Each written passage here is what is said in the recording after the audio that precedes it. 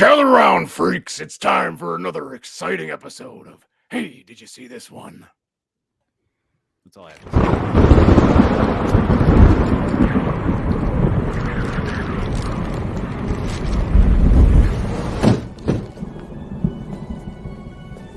say. The night is dark, and the air is still. The moon casts an eerie glow over the internet, where a group of curious individuals have gathered to discuss their shared fascination for the macabre. They hold in their hands a book with a foreboding presence, bound in flesh and inked in blood, a tome of horror that only opens its pages when a sacrifice is made. Within its ancient passages lie the secrets of the most infamous murderers and monsters of all time. Join us. But beware, for once this book is open, there's no telling what horrors may be unleashed. This is the grimoire of familiar killers.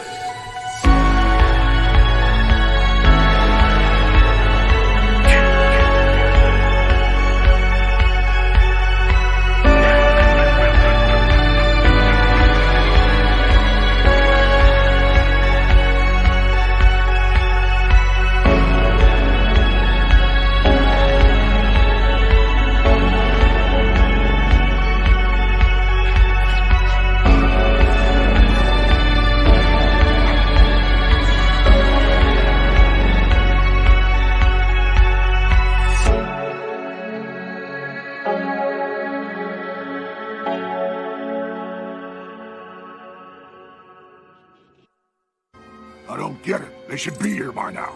What are you gonna do?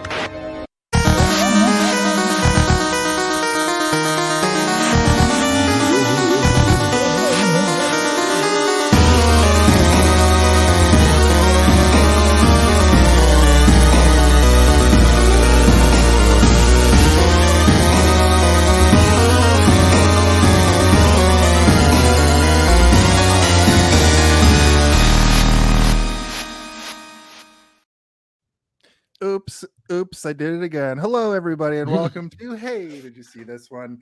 This is the weekly roundtable review discussion about film and movie.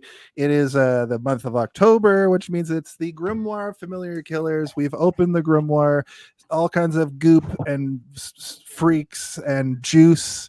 It's flying out, and ghosts and slop flying out. It's covering the screen.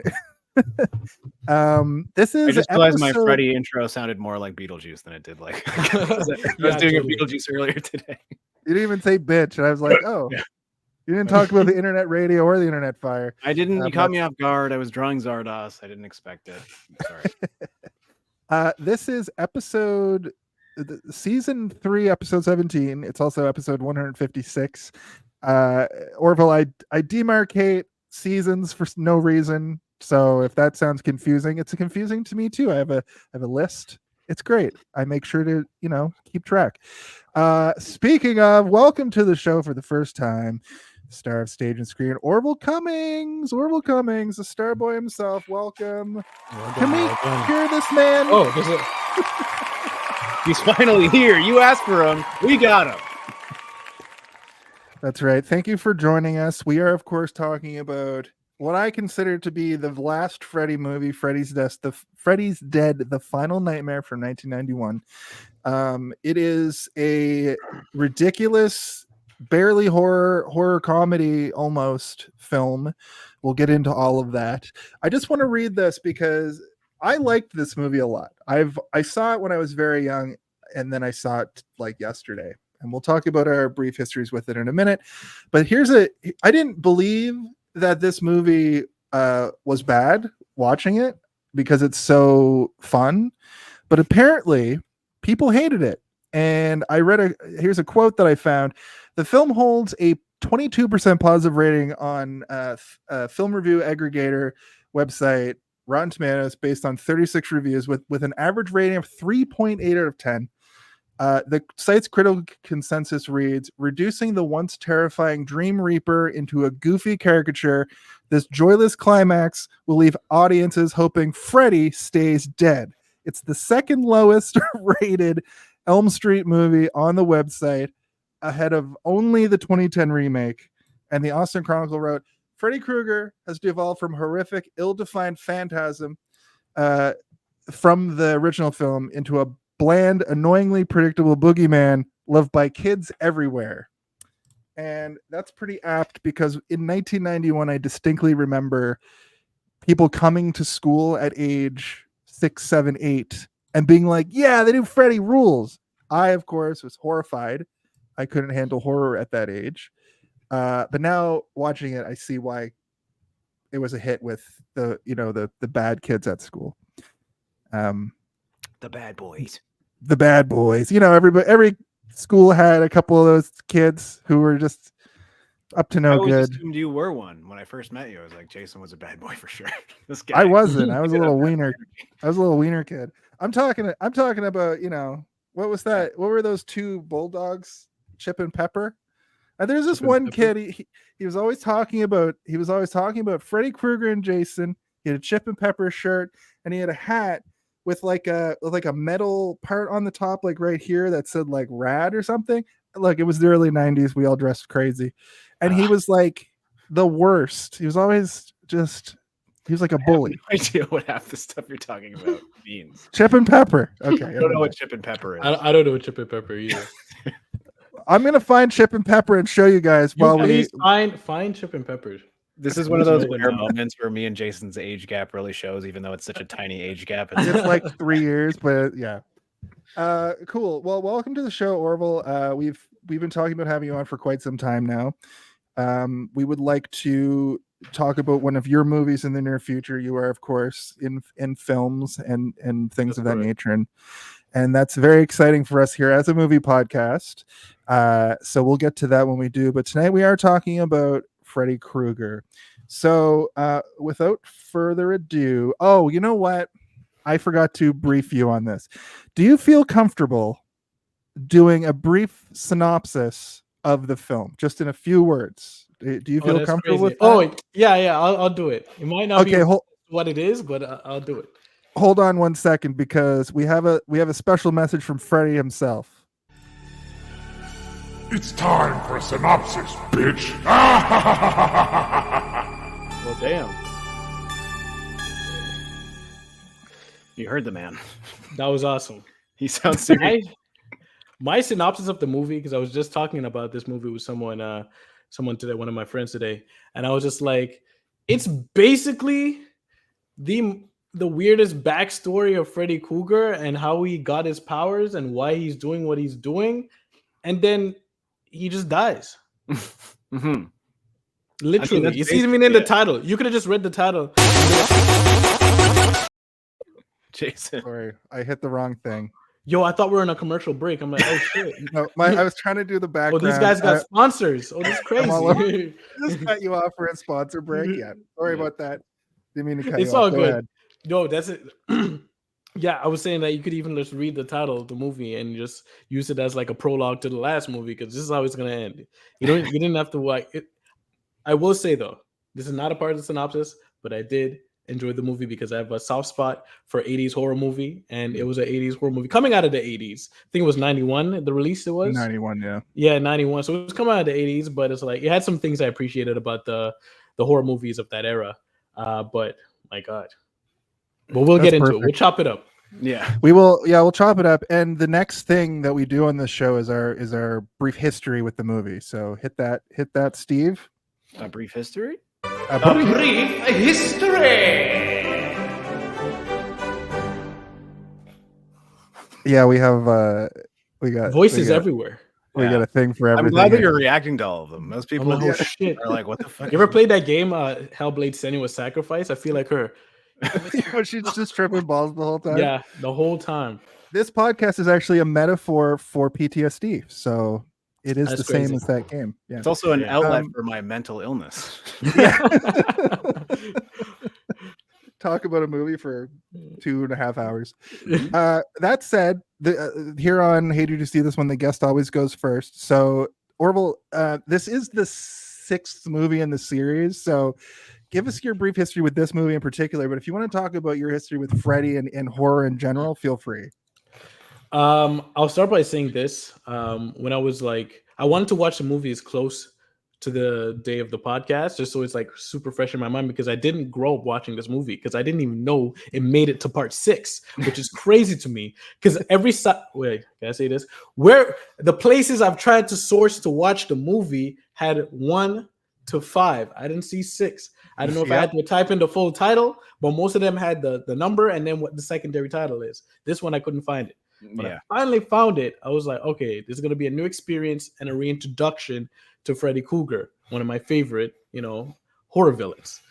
But I've grown up watching Nightmare on Elm Street. I don't know what order. I just watched it when it came on cable, and I've always enjoyed it because as a kid, you get scared of that. That and Final Destination messed me up as a kid. Didn't want to be awake. Didn't want to go to bed. It was crazy. My life was crazy as a kid. Yeah, that's my history. I mean, I have sort of a similar one. This actually might be the first one I ever saw. I pretty much have the same brief history for all these movies every single Grimoire month that we do, which is I got real brave after middle school and decided to binge all of them as much as I could, and this wasn't the exception, except I think that this might have been the first Nightmare on Elm Street that I watched, because there were marathons on, and I distinctively remember the first time I ever saw Freddy Krueger was him getting the absolute shit kicked out of him by Yaphet Kotto with a baseball bat. I'm like, yeah, this is Freddy. Oh, this is amazing. And so I don't know, that image of Yaphet Kotto beating him up with a baseball bat in like a gym with like a hanging punching bag is just burned into my mind. And almost any time I think of Freddy Krueger, my mind wanders to that imagery as well, which, isn't really like an iconic moment in any Freddy movie, but it is for me, I guess.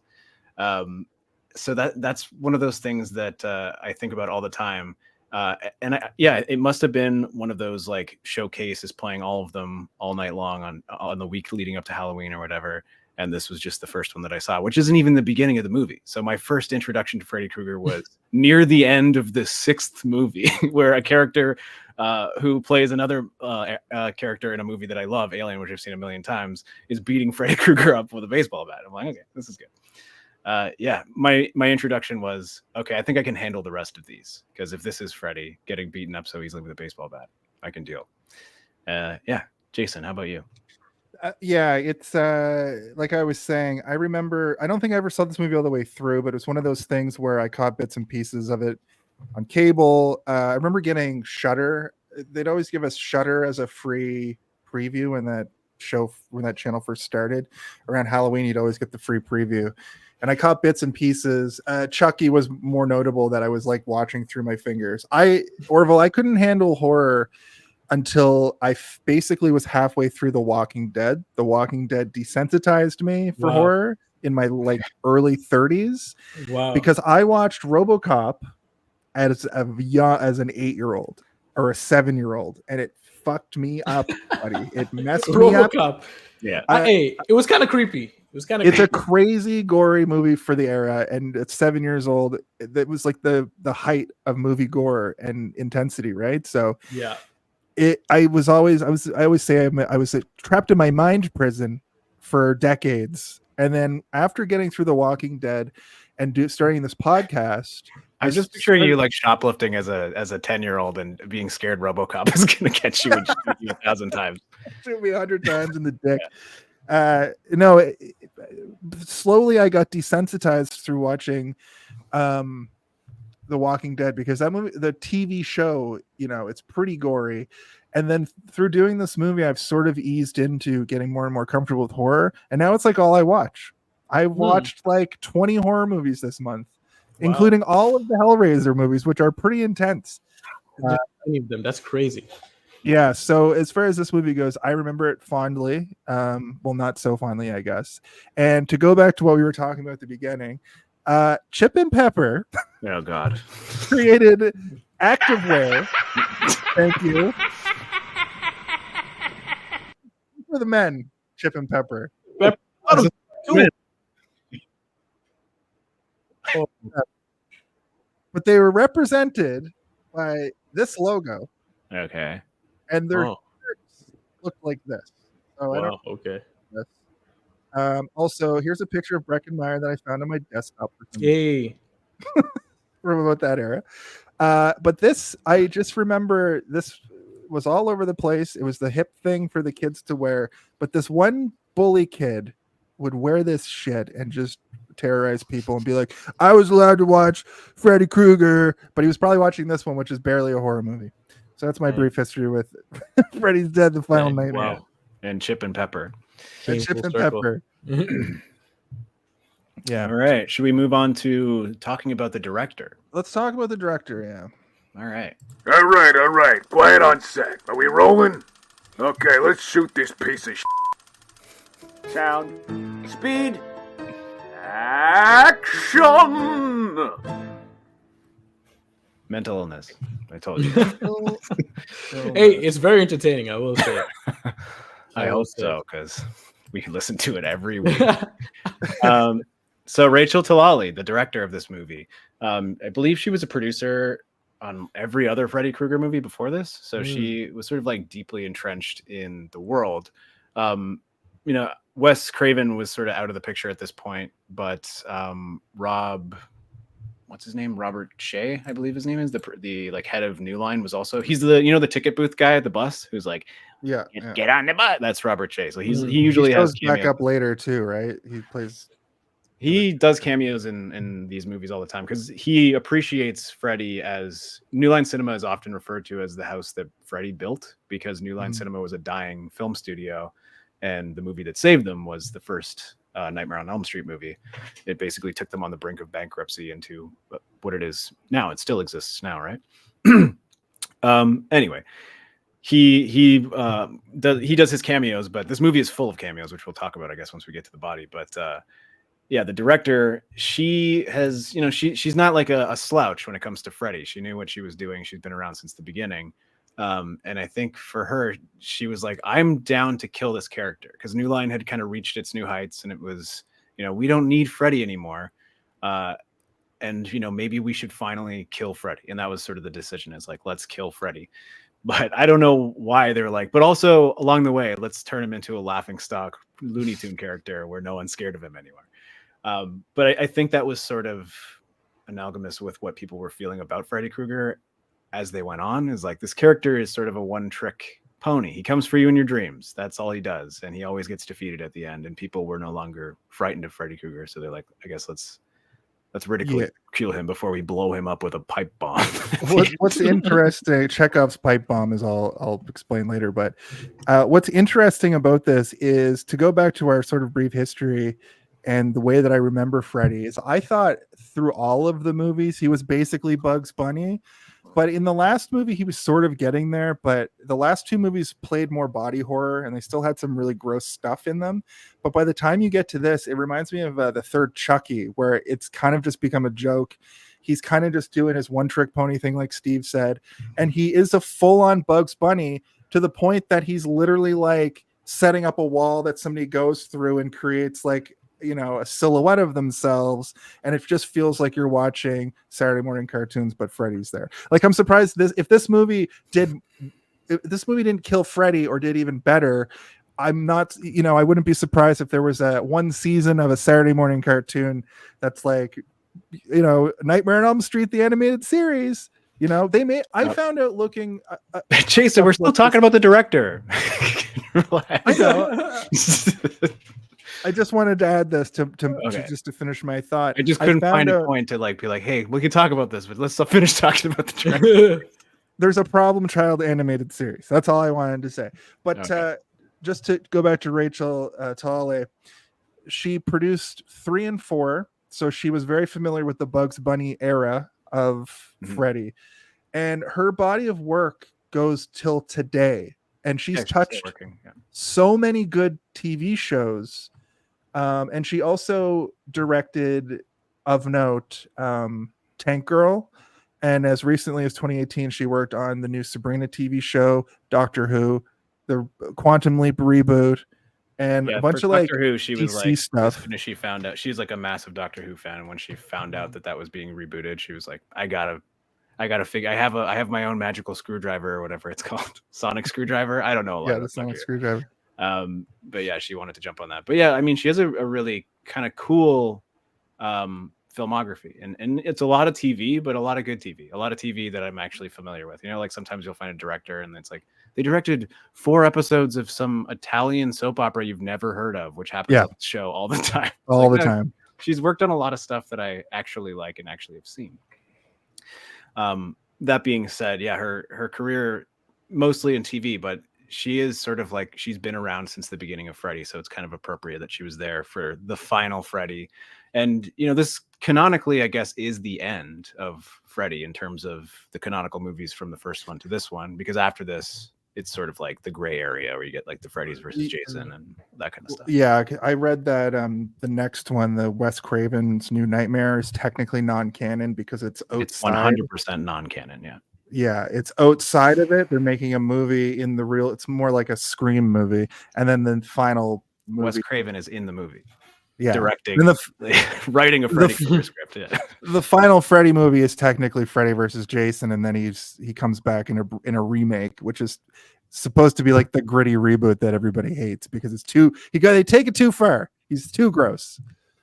Yeah, he's an actual pervert. I mean, he's a pervert in these as well, but he's, you know, they at least it's like pervert with sugar on top or whatever. You know, you can deal with it. Orville, do you know anything about the director? Want to add anything, or can we start talking about the movie itself? Yeah, I wasn't too familiar with their work until you know, I didn't even like take in who directed it.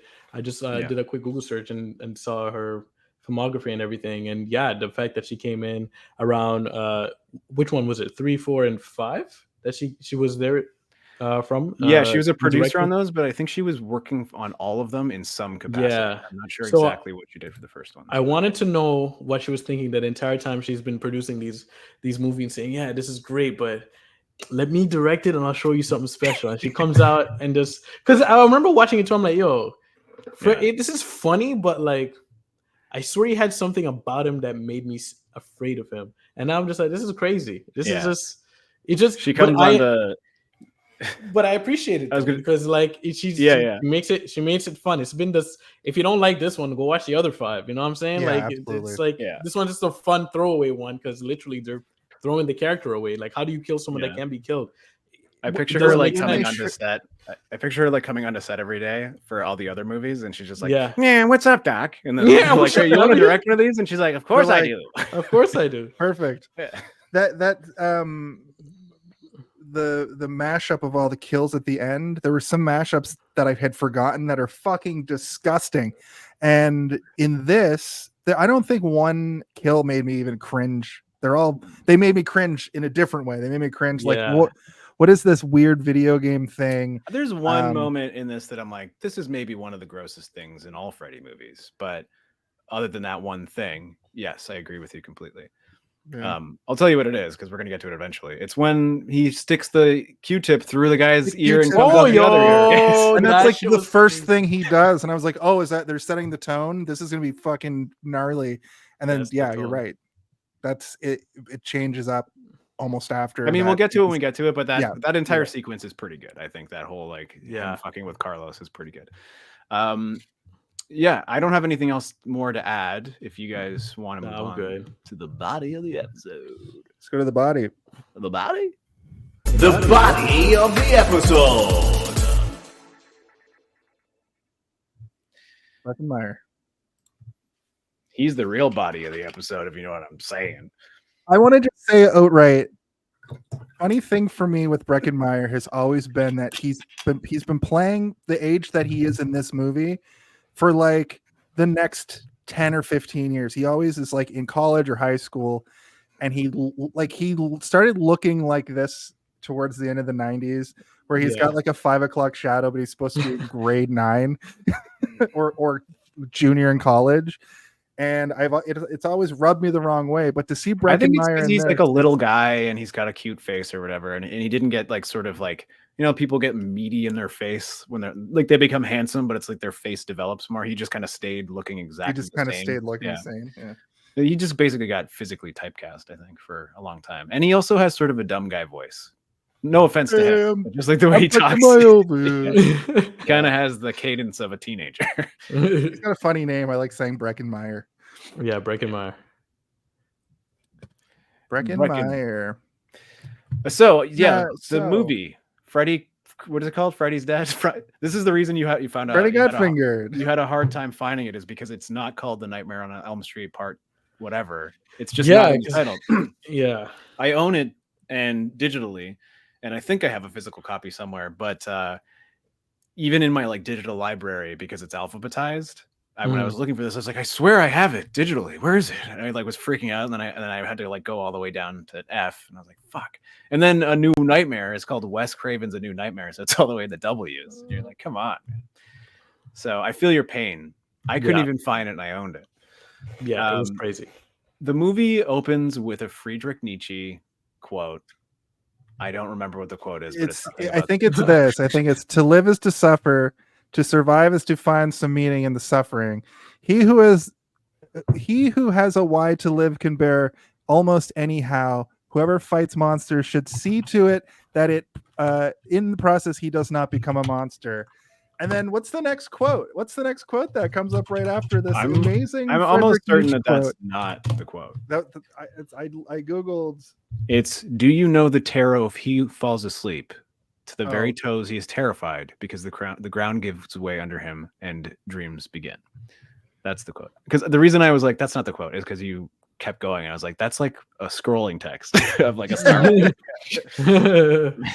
There's too many words. And then Freddys is Welcome to Prime Time, bitch, which is funny. And I'm like, did they just choose it because they're both named Freddy? Like they're just two different Freddys who have different messages for the world? Or was it because it's about dreams? Who knows? I'm not going to look too deep into it. It was outweighed by the fact that the follow-up quote was "Welcome to Prime Time, bitch." Like, okay. Well, no, I think my interpretation was they tried to. It was like the bait and switch. You see this Friedrich Nietzsche quote, and you're like, "Oh man, this is going to be intense." And then they hit us with a joke 10 seconds later. Welcome to Prime Time, bitch. Well, yeah, I think the joke is that it's offset by this Freddy is smart and this Freddy is very basic. You're gonna laugh. You're setting the tone for the movie. It's gonna be funny.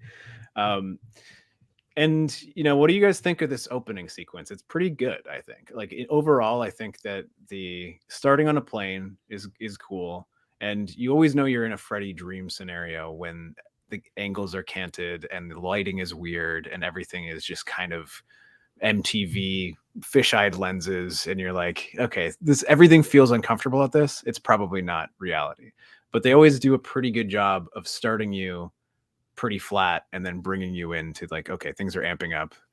I don't know. How do you guys feel about it? I thought it was good. It's the sequence where we basically meet John Doe, right? And he's on a plane, and he's scared of heights, which is which I can identify with. I think most human beings are scared of heights naturally, unless there's something wrong with your brain. We also get that message that's like 10 years in the future. I forgot about that. Kids are dead. All the adults have gone insane. And then he's on the plane, he's looking down, and then the woman next to him is acting like a jerk. And then I'm going, oh, he's obviously in a dream, because every Freddy movie starts this way. But the funny part is she's like yelling at him, and then she flies out the top of the airplane, and then he flies out the bottom of the airplane, and then we get this sequence where like he falls down into like a falling house, kind of like a Wizard of Oz kind of thing. It's kind of he falls into the top of the house and he lands in the bed, and it's the classic Freddy thing, or it's like, are they still in a dream sort of thing? And of course they are. But actually the plane, that was supposed to be the first cameo. I don't know if you guys know this, but was it Twilight Zone? No, the first cameo, not reference.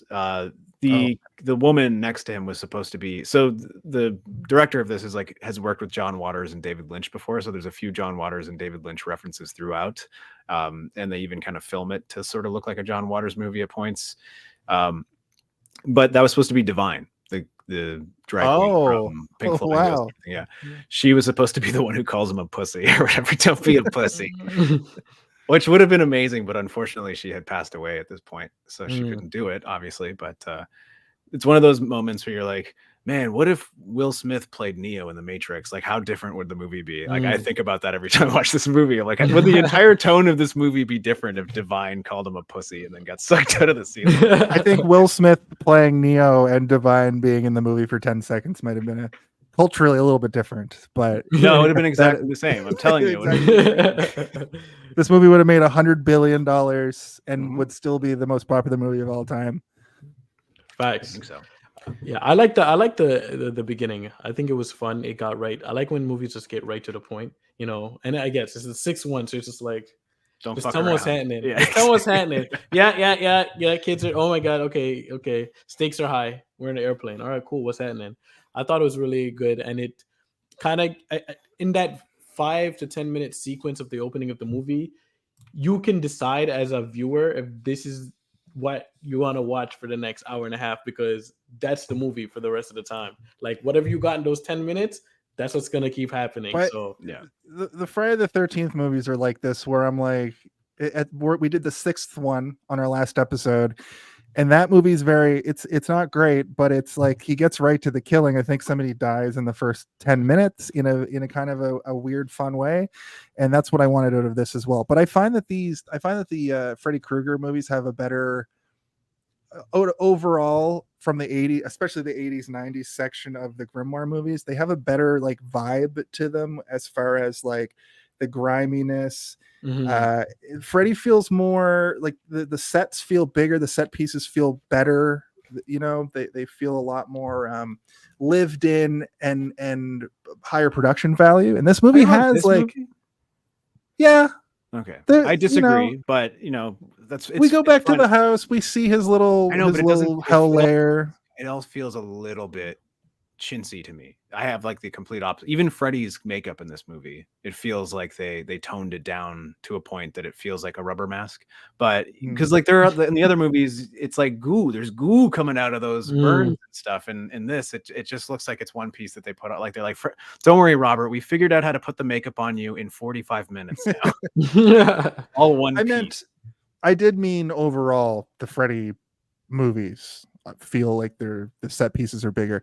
You're right about this one. This one definitely feels cheaper because it is cheaper. But the last couple, these movies are always more special because those set pieces, they always build these like sets that are like these rooms with multiple floors, like that like cathedral sort of hospital area from I think 2 movies ago. The one with the kid had a lot of really cool set pieces, even though the story was kind of dumb. I think that was the last one. I can't. This is another problem I have with these movies. Is I'm like, I don't remember. I just remember the third one is the one where he smacks her into the TV and calls her a bitch. Welcome to prime time. Welcome to prime time, bitch, because she wanted to be a movie star or whatever. I like the opening. They use the song. What's it called? Like it's like a classical song. It's in Wizard of Oz. It's like the dun dun dun dun dun dun dun dun dun dun dun dun. You know that song I'm talking about? Come on, you guys know it. What's it called? I know it. Sure, sounds familiar, but it's just a song that's associated with tense drama and horror in a lot of ways. And they take that song and they play it throughout the movie, mixed in with the Freddy score, which I thought was a pretty cool. An unexpected thing to do because none of the other movies have really played around with something like that. But the reason I say it's in the Wizard of Oz is because immediately the first gag we get is Freddy Krueger flying on a broomstick, being like, yeah, I'll get you in your little soul too. There was 2 great gags. There was that one for this one, and when he touches the window and the water comes in, I thought he was going to appear on the wing as a gremlin. I thought that would also be a great thing, like the Twilight Zone, because I thought that's what this is going to be a send up for. But he does show up as the Wicked Witch. He says, "I'll get you, my pretty, and your little soul too," which is funny, I guess. Not his best work. Not his best work, no. I mean, it's better than "it's traveling time," and then he like goes into her head. You're like, wait, is that a quote? like clobbering time? Like, what are you talking about, Freddy? Freddy's lost the. Well, the Hulk would have been on TV, but I don't know if TV Hulk said it's clobbering time. No, and the cloak doesn't say that. The thing does. Oh yeah, that's the thing. Yeah. I also thought with that intro, I thought that this John Doe kid later in the movie, before they do the kind of the twist, I thought he was going to be like the grown-up version of the Dream kid. A lot of but people I think that was that's a the bait and case. switch. No, people Yeah. think that's the case for real. Like people are not convinced that that's not what it was supposed to be because Oh, you never learn his real identity. He's always right. John He's Doe. John Doe. Yeah. Which, could have been fun, I guess, but they didn't do it. So clearly they didn't even think it was that. Like, they're like, yeah, whatever, who gives a shit? People didn't even see that last one. Yeah. There's a good matte painting. There's a few good matte paintings in the backgrounds. When he's falling to earth, there's like the lights shining, like the spotlights. I thought that looked kind of cool. The house falling, he falls out of the house, he survives the fall down to the ground. It's nighttime. They're in somewhere called, has it always been Springwood? Springwood? Is that where? Yeah, Springwood is Elm the Street? it's where it's set, but yeah, it's never really been a part of, like, they're never like Springwood, Ohio, my hometown. I can't escape from here. Like, they just added rules to this movie. They're like, what? Is that a rule? Freddy Krueger can't leave Springwood? I can only leave in someone's dream. You have to dream about me over city lines. Or something weird, right? Like, this movie was really trying hard to add a lot of strange rules. And like you were saying, Orville, like revelations that you're like, this has never been established before. But It's like, this is wild. It's like, what? Why have we tried to kill him? Why didn't we go after the cult that gave him the power? Like, what do you guys mean? What the hell? What the fuck? I like the fact that there are the dream people, the ones who gave The me dream this job. people. Yeah. They gave me this job. Oh my god. Like, I kind of line like cheesy. that, but like, I don't like that they don't explain it until the last 5 minutes of the movie, and then it's over. You're like, what about the dream people? Where do they go? Like, what the heck? Is Are that they the gonna make- spin-off where we go find the dream people? Yeah, To the stop TV another Freddy Krueger? Yeah, the 9-part HBO miniseries Dream No, People. man. Actually, I might be lit. I might be down Listen, for that. Orville, you can star in it. I'll write it. I might be down for that shit. I might be down for that. You can play the new Freddy. Can you do it? Yeah, I'll be lit. I'm ready. I'm ready, kids. Freddy's ready. Buckle up, bitch. I would say one of my favorite Freddy Krueger references is from one of my favorite TV shows, Rick and Morty. And it's like, you can run, but you can't hide, bitch. Just bitch. I couldn't. He's having dinner with his family, and he's like, "Here you go, bitch. How was your school? How was school today, bitch? Bitch." Someone gives us something. Oh, bitch. Yeah. Fucking I want to hilarious. point out something really kind of fucked up. So Point it the out. music in this movie was done by Brian May of Queen. Freddie Mercury is the name of the lead singer, who died in September 1991. Oh, This movie came out in November 1991. And Carlos looks like Freddy Krueger. Like Freddie Mercury. So I'm wondering if the music wasn't done and they wanted to pay homage, but it's fucked up because the movie's called Freddy's Dead. This seems like a weird like, I get the board, put the board up with all the strings connecting the dots, but it feels a little weird. Yeah. By the end of this episode, Jason's going to be convincing us that the water turns the friggin' frogs gay, bitch.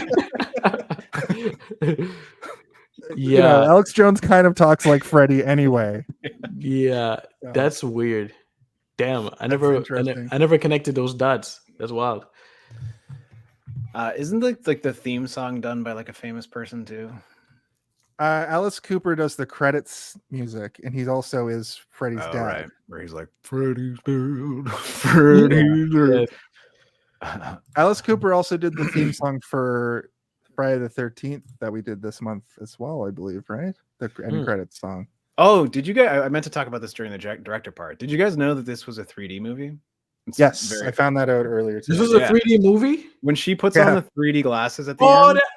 They put the 3D glasses on. The audience is supposed to put on the glasses too. But I was reading a little bit about it today, and apparently that there was no real indicator other than that that you had to put them on. So some people were just wearing them the whole time, being like, "This isn't working." This and is then terrible. and then other people just had them in their lap and forgot to put them on at that part because the movie doesn't tell Movie you. didn't change? Yeah, Oh put your glasses on now. Oh my But god! I once you can't know believe that, this. yeah, you can tell when Freddy's head flies at the screen at the end. It's like, He only puts it on like twice. yeah, exactly. What the fuck? Now you can take your glasses off. That's crazy. It's also unclear weird. because they're like, you can put these glasses on and they can be anything. So Yeah. it feels very in movie. Yaphet Kotto should have turned to the camera and been like, "Put your 3D glasses on now." I think Friday the 13th 3D has that kind of vibe where they basically look at the camera and they're like, put on your 3D glasses now. But I think that There's one gonna was be an 3D axe the flying whole at you. time. This one has like a Yeah. moment in the movie that you have to literally put them on, or else they're useless for the rest of the time. That's crazy. Anyway, apparently it's very difficult to find the 3D version of this anywhere now because it only exists on Wow. like. Now I rental want to see it. copies. Now Yeah. I want to see it. I want to see those dream people flying at me. Yeah. Yeah, I'm not gonna And, lie like, though. that- 3D horror movies. I like that concept of just watching horror movies in 3D. Yeah, the third Jason movie is 3D and it's full. Like even when you're Yeah. not watching it in 3D, you're like 3D moment, 3D moment. Yeah. It's Yeah, like nah, it needs to be Jason's- full. It needs to be 4x screen. Yeah. Screen Well, it's like a thing where like, around me in 3D. I want to feel this monster breathing on me. If Freddy doesn't kill me in the theater, That's what do I crazy. spend my money on? but it's Yeah. like the ones in Jason are very like it's like, you know, a guy like turns with a 2x4 and like walks toward the Yeah. screen. You're like, Yeah. okay, there's like Jason Voorhees playing a trombone like at you. Like, The third Yeah. Harold and Kumar, I saw the third Harold and Kumar in theaters, but they had the 3D element had been taken out of it.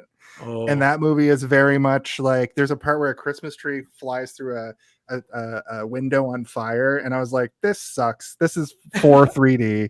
yeah. But yeah. Anyway, the point I wanted to make was that a lot of people, when they saw the movie, didn't put their glasses on and then left and were like, "That movie wasn't 3D." It's like, did you put your glasses on? Like, no, I forgot. I forgot to do Yeah. it. I couldn't see anything in that movie. I had the 3D glasses on the whole time, and only one part was in 3D. Yeah. Yeah. Yeah. John Doe- I did want to say, like, during the John Doe part where he's running to get away or whatever. He gets There hit is by a the bus. moment. There is a moment where he biffs so hard on like a giant stack of wood, and like you see his face, and you're like, "That was real." Like that actor was like, "I broke my toe" or something. You know, like it looked like it was so painful. oh god, It was just a big pile of wood that I guess he was supposed to run up and jump run over it. the bed. Yeah. But he hits one and it's loose and it falls and he just falls Oh, into man. it. He's like crumples, and you're I like, want to "Ooh." see that snippet. That's just fucking hilarious. I just it's one of those like where I have like physical empathy, or I'm like I felt every bit of like, oh, that was not a stunt man, and that kid looked injured, and he's so little, you know, he looks like such a little guy that you're like, oh man, I hope he was okay. I feel like it happened a lot back then. It's like, hey, we ain't got enough film to do another take. You Sorry. bump your toe and you make a face. Ain't it? That's what the fuck going in there. Robert Shea is just like, Sorry, kid. That's Sorry, show kid. business. Now climb the fucking fence. Stop being a pussy. Fucking hilarious. And then we get our Robert Shea cameo, which is him in the toll booth where he's weirdly dressed like an usher for a movie, but he's selling bus tickets to a ghost Yeah. bus. And then we get Talking like Freddy for some reason. I think it's supposed to be Freddy. I think that's Yeah. what it's supposed to be. But Freddy shows up for his second time as a bus driver in the series. He's been a bus driver before, and I don't know. I predict he'll do it again. Freddy They loves didn't have driving Ubers bus. back there, so That's true, yeah. And then this is where you're like, okay, who's writing these Freddy lines? Are they just like expecting Robert Englund to show up and like have a bunch in his back pocket or something? Like they didn't even write stuff for him? No screaming on the bus. It's like, what? Or while the bus is in motion. Okay, man. They could have thought of something better, but they could have. I don't know. Do you think it was improv though? And they're just like, just say some random shit. You know the Yeah. character by now. maybe those were the better line. Maybe they had a bunch written and like he just Yeah. said something that they're like, that's You better. just like keep improving. One will stick. One will stick in the editing room. Also, you only get to say bitch 3 times in this movie because it's What? PG-13 now. Ah, Son of a. Son of a damn it, yeah. Okay. Oh man, that's when Freddy started saying biatch. Biatch. Yeah. Welcome to primetime, biatch. It doesn't hit the same. Yeah, it No, doesn't have the it same, doesn't it doesn't have the say. same oomph to it. Nah. Log trip playing, yeah. So yeah, and then we get our Looney Tunes where he's shot into reality, I guess, and it's literally Looney Tunes. It's like a him-shaped hole in reality, shooting him off into our world, I guess. And Freddy says, like, go fetch little doggy. And I'm just confused. That was just a confused. I know what it means That made after sense watching for the me, but movie. yeah. Well, it's like, yeah, he's like, be a good little doggy and fetch. And I think like this is the movie that establishes that Freddy needs other people to be scared of him for him to exist or whatever, right? And they really play that up in the Jason versus Freddy movie. And I think it is a good sort of like plot device for Freddy as a character. Like the less people that remember him can't be scared of him, so his powers wane, and he's just kind of like floating around in dream world being like, I can't enter a dream if people don't know who I am. God damn it. I also had a thought that was like, oh, I'm still on the track at this point in the movie where I think that this kid is the grown-up dream kid. I'm like, is he from a different dimension? Obviously not. I don't know where he's from. They never really established that. Thought that it was a time travel movie, that Freddy was sending him back in time. And I was like, nah, that's crazy. Yeah, that doesn't. When did they establish that? Yeah. Nah. It's a random kid that fell asleep on the plane. Well, he's the last survivor of Springwoods, kids that killed themselves and were killed in their dreams or whatever. That's when we get to Springwood later. And sometimes when we talk about movies, I'm enlightened. I more makes sense. But the more we talk about this opening sequence, this first act, it makes less sense because they never explain where John Doe came from before he gets blasted through like dream reality into the real world, where he just like wakes up on the side of a road, because that's where like the movie kind of starts. Really, they do. Well, he's the last survivor from the town that has no children left, and Freddy left him alive on purpose, specifically so that he could go and spread Freddy like a disease, basically, with the ultimate goal of getting his daughter to remember him so that he could enter her mind or whatever. I mean, I'm not saying it makes sense. You are correct, Jason. It's a lot of what, but they at least tried, like there is something there that you're like, I get it, but it still doesn't really make a lot of sense. I think the movie was more focused on what Orville was saying though, where it's like, they're just trying to create all this extra lore that you don't need to establish in the final movie. Like a lot of legwork for the last 15 minutes of a Freddy Krueger movie. That is the end of his life. Yeah. So yeah, I mean, I think overall it's a pretty good opener for a Freddy Krueger movie, but it is doing a poor job of setting everything up, because it's a little bit too much for you to take in while also just being a Freddy Krueger dream sequence. A pretty good one though. Like, the falling from the plane. It's into the house, the effects are a little dated, but they still look good, and there is that certain level of 80s charm where you're like, oh, he's falling against a matte painting, and it's an effect that you can tell it's an effect, but it's still fun, and I kind of like that more so than like we're gonna strap a camera on you and we're gonna send you out of a real plane, like they get actors to do that kind of shit. You're like, I don't know, Tom Cruise shit. Yeah. Tom Cruise movie, Tom Cruise would have been like, no, I need to actually fight a dream demon in real life. I need to do it. Yeah, I'm gonna stay awake for 2 weeks and then jump out of a plane. We do love matte paintings on this show. We always point them out. I'd like to just talk about a note that the next note in my notes says, Freddy looks awesome in this. So I quit. This has been the show for this week. Of all the Freddy movies.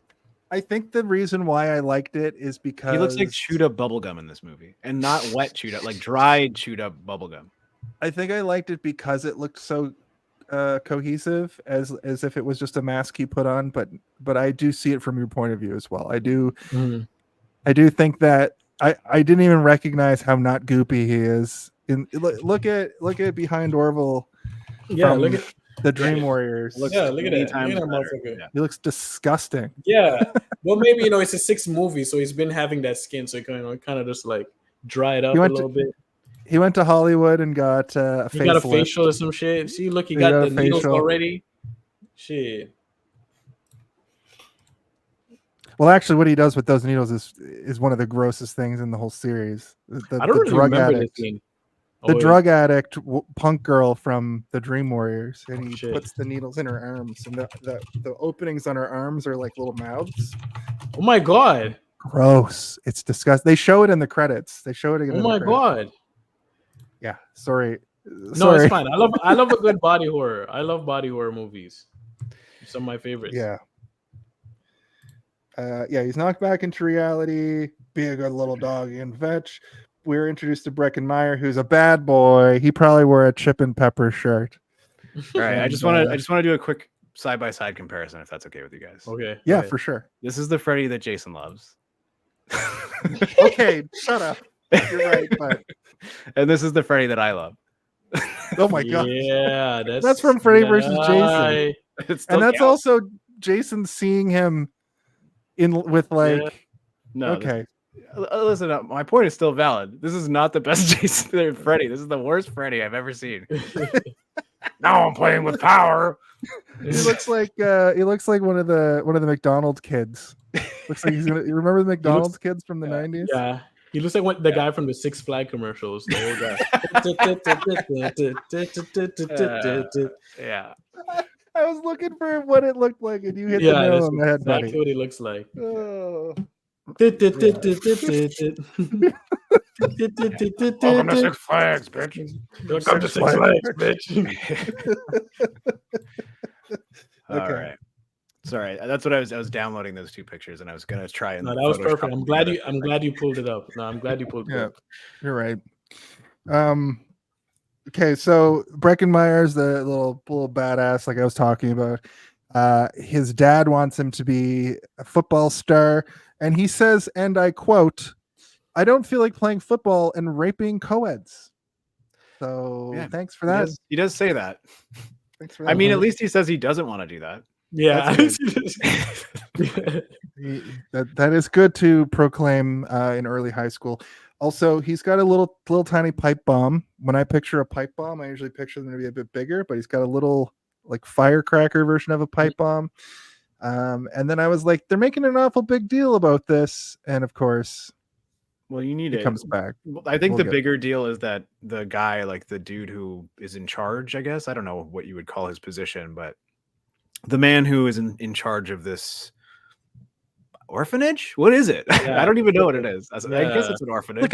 Like a shelter. It's like Yeah, I a think shelter. it's like a youth shelter. Troubled teens. Yeah, Yeah. but he keeps saying It's like that. this is the 14th time this week that I've confiscated something off of somebody. Where the hell do they keep getting this stuff? And Take it she's to the arsenal downstairs in the basement. and there's a literal arsenal at the end. Like they go Yeah. down and Yaphet's got the key and he's like, all right, take what you want. She's got like knives, so many knives. Yeah, the bat with them. Those nails are massive on that bat. Those are Like rods rail- just sticking out the bat. I'm like, damn. Railroad spikes. Yeah, it's too much, but it's also that is probably one of the funniest parts is when she's like, here, and she throws her a knife and then she just keeps throwing her more and more knives. Yeah, and I'm like, a yo, ninja stars? and a shuriken. And Yeah. she's accurate with it too. I'm like, I didn't see you practice this shit. Mhm.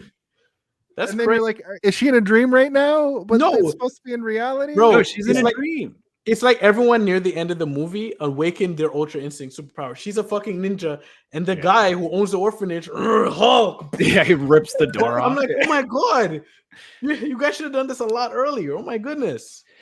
Well, there's a lot of that in this whole movie where, especially when they're in Springwood, when they get into the bus, we'll get to this in a minute. But when they get there, they can like go to sleep and then get dream messed with. But the town also feels very dreamlike. So this movie has a lot of like, what are the rules? You know, the episode of It's Always Sunny where they Yeah, but they're also trampling on the rules of the previous installments in a way, or they're trying to pay homage to things and it doesn't quite make sense logically in terms of like Freddy lore, which I always give a pass to these movies because almost every single movie they introduce a new thing or change a thing to make it more interesting or cool. But this one, when they change it, it doesn't necessarily make it interesting or cool. In some cases, it makes it fucking stupid. Like the video game part, I hate. I know you liked it, Jason, but I fucking hate that shit so much when he's like, no, but the reason I liked it is because like I like cringy memes on the internet. Like I like cringe content. So it gave me that, it scratched that. I'm itch. not I don't saying know it if wouldn't make a great GIF, but yeah, it makes it was me weird, and I don't know if I can ever watch it again. I don't, the cringe might overtake me, but watching it, I was like, what am I? I know in 1991, Nintendo, like the Wizard had come out, the Nintendo movie, and like the Power Glove was like pretty popular. It was one of the first like things that was like memed on because it was so bad, but Well, I think this everybody was just riffing on had that, one. whereas those Yeah. movies were literal commercials for Nintendo games. Like they're like, can we get a big video game company? Like, yeah, but the entire last act has to be an advertisement for Super Mario Brothers 3. Please and thank you. Before it came out. Yeah. Hey, probably sold a lot of copies. Definitely. Yeah, so anyway, John shows up to this orphanage. He gets brought in. We meet our three main. Yeah, we meet Carlos and Teresa. Troubled teens. They're not orphans. They clearly have parents that they just like send them. It's almost like military school or something. Like it's like a weird thing, like where you stay. Like Maggie works there though. I didn't realize she was a teen. She must be like 19 because she looks like she's 25. Like the main. She does work there. I think she's in her 20s, right? I mean, do they establish how old she is? Well, that's what I'm wondering because I thought Freddy could only do dream stuff to teens and kids. True. He does a dream to Yaphet Kotto, and Yaphet. He does, to Yaphet Kotto, but is that the first time a full adult goes into? I think that he just prefers to go after teens. I think that's like I don't think that it's out of sight of his abilities. I think maybe you have to believe in Freddy for him to be able to pop into your nightmares. That's a good point. But yeah, I actually have never thought about that before, Jason. Because the thing where you have to be afraid of, I've never quite thought of that before. The thing where you have to be afraid of him is established in like the first movie. I'm pretty sure. I thought that's been around for a long time. It's like somebody plants the seed of Freddy in your head. They mention it's like if the three of us went to a bar to sit down and have a drink, and I was like, man, I had the craziest dream last night. There was this dude in a Christmas sweater and like one of those old timey detective hats, and he had a gardening shear on his hand, and he was trying to get me. And then Orville was like, "I've heard about this. What's his name? Freddy Krueger?" Like, what? Who? Got to Orville going home and falling asleep in front of his and it's over. Yeah, and then it's over for me. It's over for all of us at that point because I conceded to you that you awoken the memory, and then Jason ends up being like, "Wait, I think you guys are talking about Freddy Krueger. I heard he got burned in a fire 20 years ago." I don't believe it at all, but the seed's still there. But I don't believe. I'm the one that doesn't believe it all, and then then you end up dead in a bathtub. He turns me into a motorcycle or some stupid shit. Yeah, I think a lot of the mows the lawn with you. You're like, eating the grass. I think a lot of the horror movie killers just go after teens. Like Jason does it too. You know, they come to camp, run away. Jason has a reason. Yeah, he does have a reason. Yeah. Freddy doesn't have a reason. I mean, he's got a reason. He's a PDF, you know what I'm saying? Like, he's a PDF file. He's a PDF file, but he got all the parents banded together to burn him alive. This is true. So he wanted to exact revenge by killing all their kids. This movie changes and not them. Unusual ways. This movie changes. Right? This movie changes that lore. This movie changes that lore to he's taking revenge on the parents because they took his daughter away. He doesn't actually took his He's not actually they murdered him, which I kind of appreciate because that's one of the things that I really dislike about Freddy Krueger is that he's like, I get sexual gratification from this. Like, no, thank you. Why do I like this character again? Like every time I'm reminded of it, I'm like, like I drew this picture of Freddy Krueger behind me, and like I'll be drawing it and be like, I forgot that he's a pervert. Yeah, it's almost like the human Freddy is worse than the demon Freddy. You know what I'm saying? Because he just wants to murder, but the other one just wants to like destroy all innocence. That room in the basement that they show, I'm glad they only showed flashes of it. But I did something interesting that I started thinking about is they should make a Freddy game that's like the Jason game, but you think get about that different every kinds time of I play the gloves. Jason game. I'm like, you get different gloves, glove level ups, because they show like 6 different gloves, and I was like, one's his punch. Show the gloves. Got spikes on it. One has little like hooks on the end. One has glow sticks. That's when he goes out clubbing. He goes to the race. But the kids, you don't need that. You don't need that glove. Like it's crazy. Nah, it was a very that was one of the most disturbing scenes in the show. I'm sure we'll get to it, but it's like that 5-minute block of that flashback. I'm like, whoa, this is dark as hell. You know, we're taking this turn. My God. Yeah, I wish that it was more of a like Freddy turned bad because he was just a serial killer and his wife found out and they took his daughter away, so he took revenge because his daughter got taken. So he's like, if My daughter gets taken, all your daughters get taken, and your sons forever, and the world's children will also die. I like that better than him being like, Also, I'm a pervert. Sorry. Yeah, yeah, it's true. Sorry, It's true. bitch. yeah. Sorry. I want to first fun fact of the evening. Maggie Burrows, who's kind of becomes final girl, spoilers. She's played by Lisa Zane, sister of Hollywood star and star of Titanic, Billy Zane, and star of Zoolander. You know what? Billy Zane. Now that you say that, I'm never not going to be able to see that because she looks a lot like Billy. She looks Zane. like Billy Zane, especially got when she has smoky like eyes. when they like put her in the pigtails and The her blackest hair you've ever seen. her hair Yeah. goes back and it's like slick like when he's in Titanic. Like, oh, okay. It's Billy Zane in a schoolgirl dress. You're like, I hope this doesn't awaken something in me. I gotta go watch Titanic after this. I put the diamond in the coat. I put the coat on her. That's my favorite line of that movie. Yeah, so John's suffering amnesia. He meets Maggie. She's curious about his mysterious past after we see John Doe sort of wandering around Springwood. All the children are gone. The adults are behaving erratically, except for Wait, you're skipping ahead so much. Come on. no, I'm this is all the first act up till where John meets Maggie. It's all the first part of the movie. Okay. But you're talking about the town. They don't get to the town until later.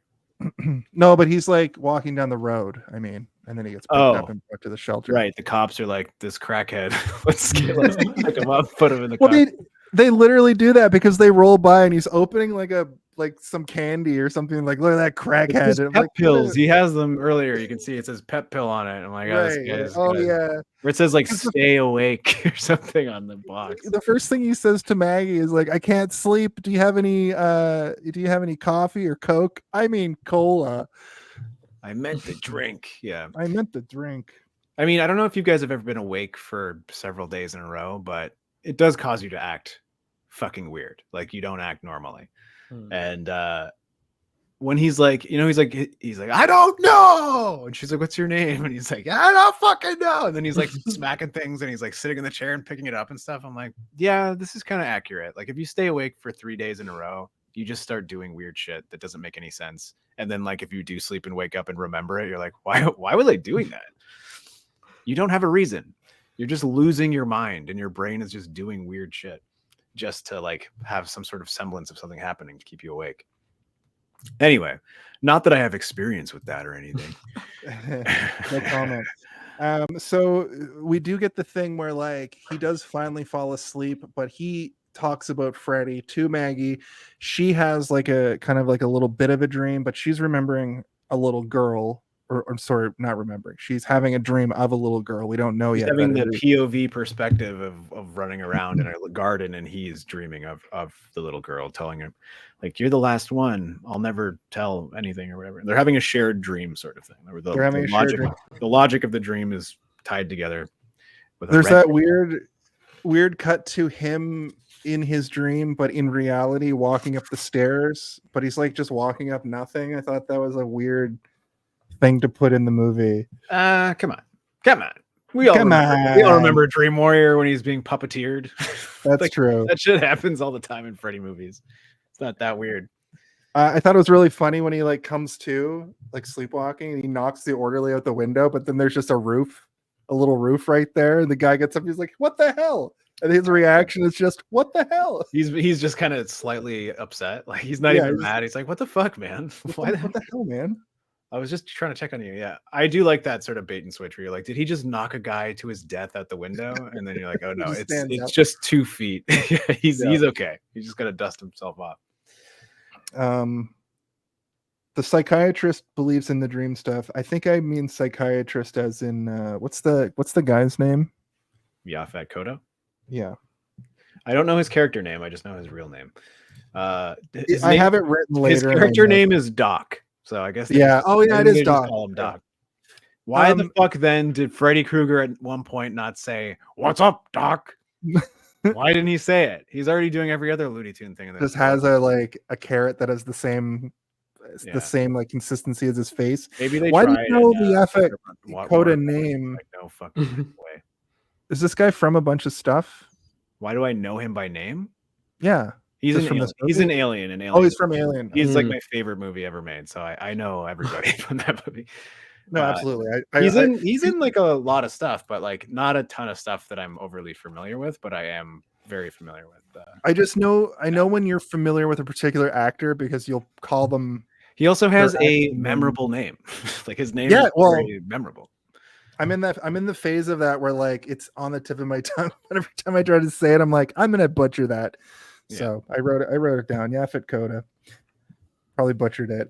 Right. Springfield is giving Silent Hill a little bit. Springwood kind of got a Springfield. How the hell did I get here?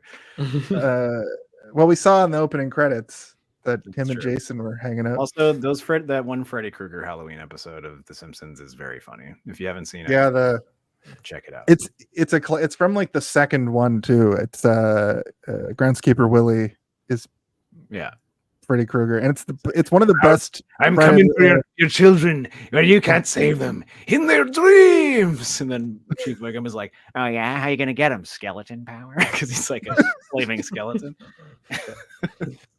It's it's one of the best Nightmare on Elm Street movies. The Simpsons Halloween special version. Better than this, I would say, because it's more traditional. He turns into a giant like Oh my god, I forgot you Roseanne Barr's in this. Anyway, we are introduced to all of the key players of the movie. Yes. The original script for this was meant to have way more, because most of them do, right? Like this is sort of the smallest cast of a Freddy Krueger movie, mostly because you always consider just the teenagers as the characters because they're there as cannon fodder to die. But this movie has a psychiatrist and a social worker as well that are kind of part of that key group, but you don't really, as a Freddy Krueger movie watcher, you're like, these guys don't matter. They're not really part of this, except they are. So because of the opening sequence with the plane in the house and then the giant like double fight scene at the end. There's only 3 Freddy Krueger style kills in this. Right. Where he does them like. But we were introduced to all these characters, and you kind of think that John Doe is going to be the main character, and then you're introduced to the other 2, right, or the other 3, Spencer, Lacey, and Carlos, and they all have sort of distinct personalities. Carlos has sort of a unique trait, which is that he has a hearing aid, where he's entirely deaf when he takes out his hearing aid. Which, is kind of a little weird and maybe now problematic, but I think kind of a cool addition in terms of like representation, but also a cool mechanic for his actual death sequence, which I think they did really creatively. And, you look at a lot of Freddy Krueger movies and sometimes you get through a whole movie and you're like, I liked it, but nothing really that stood out to me that I thought was creative and interesting. I think that the entire idea of what he did in that sequence was pretty cool and interesting and like fun, where you're like, I'm having fun with this, but it's also kind of causing my butt to clench a little bit. I'm like, oh, get out of here, Carlos. Don't get too comfy, Carlos. You're going to die. Do you guys have a favorite of the teens? This is another thing that like I've really wanted to do for a long time, which is like everybody get together, sit down, put on a horror movie, a slasher you've never seen before, and then you play the drinking game of like everybody picks 3 characters that you want to survive to the end, and if yours go, you have to drink if yours dies or whatever. Like it's like an actual drinking game that exists. We play Fantasy Survivor, and you have like except with slasher. Yeah, except slashers. But you pick 3 people. But I find that like a lot of slashers, the final girl is pretty obvious a lot of times. But these older 80s movies, you don't really know. And this has especially when they're trying to go against the tropes, right? Because this is where like everybody you have the tropes, and then you have the movies that are trying to bend the tropes, right? Like there's the classic ones that I'm sure we could list them all right now, but every time you watch one of these ones from the late 80s, early 90s, they're really trying their hardest to bend those tropes to be like, we can't do the thing that everybody thinks we're going to do. So we'll like do the opposite. So the point that it gets all the way around again, it's like the opposite is just doing the trope. If we do the trope, no one's going to see the trope coming. Yeah. I like John Depp's character He's my favorite team. He was in the movie for 5 seconds. Because I remember when I was looking up the movie, I'm like, John Depp's in this? Is crazy. 5 seconds. I'm like, oh. Yeah. I think he was reprising his because he's the first death in the first movie. Is he? Okay, see, I don't even remember that. I don't even remember that. That's crazy because I'm just like, but I think that was supposed to be he had gotten some. I think he would have been on 21 Jump Street at this point in his career, maybe just starting to be in movies, and it was probably like he's gonna pop off. He was in the first movie. It'd be like Kevin Bacon coming back for like the 5th Friday the 13th movie, right? Right. That never happened. In fact, side note, I saw Kevin Bacon on TikTok talking about his top like 20 horror movies. Didn't even say Friday the 13th. Not Tremors? Did he say Tremors? You better say Tremors. He didn't say Tremors. That's wild. Maybe he just or was Hollow saying, Man. Maybe That's wild. his own movies or movies that he likes. Movies that he likes. Oh well, he's probably like being humble. Tremors was lit. Yeah, behind Tremors him there's is an amazing movie. Yeah, in the interview behind him there's a Tremors poster, a Friday the 13th poster, and a Hollow Man poster. Yeah. But also he dies in that movie. How could he come back? But I guess Johnny Depp comes back in this. But that goes to what I was going to say earlier was that they set up this weird thing in this movie where he kills Carlos, and then Carlos is in the TV being like, "Spencer, you stupid fucking stoner, wake up!" And you're like, "Wait, he just died. He got his head blown up or whatever." What they wanted to do was have all the characters from the other movies who had died come back and be like this dream team that are going to come fuck Freddy Krueger up. So every time you die, you become part of this like collective of souls that Freddy's absorbing, which he is absorbing them in the movie, right? Yeah, that's a thing from the other movies too. Like there's that scene in like he's like, 3 or 4, and they're like all over his body. They're all in him, but there's the theater. They go to the theater and they're watching the movie that they're in, and all the people that have died so far, like in the audience. Down. So it is a thing. That was a different movie. The Dream Team. You're thinking of Werewolf in London. No. I'm the Nightmare on Elm Street where he goes through the theater and there's all the kids there that had died previously in the movie.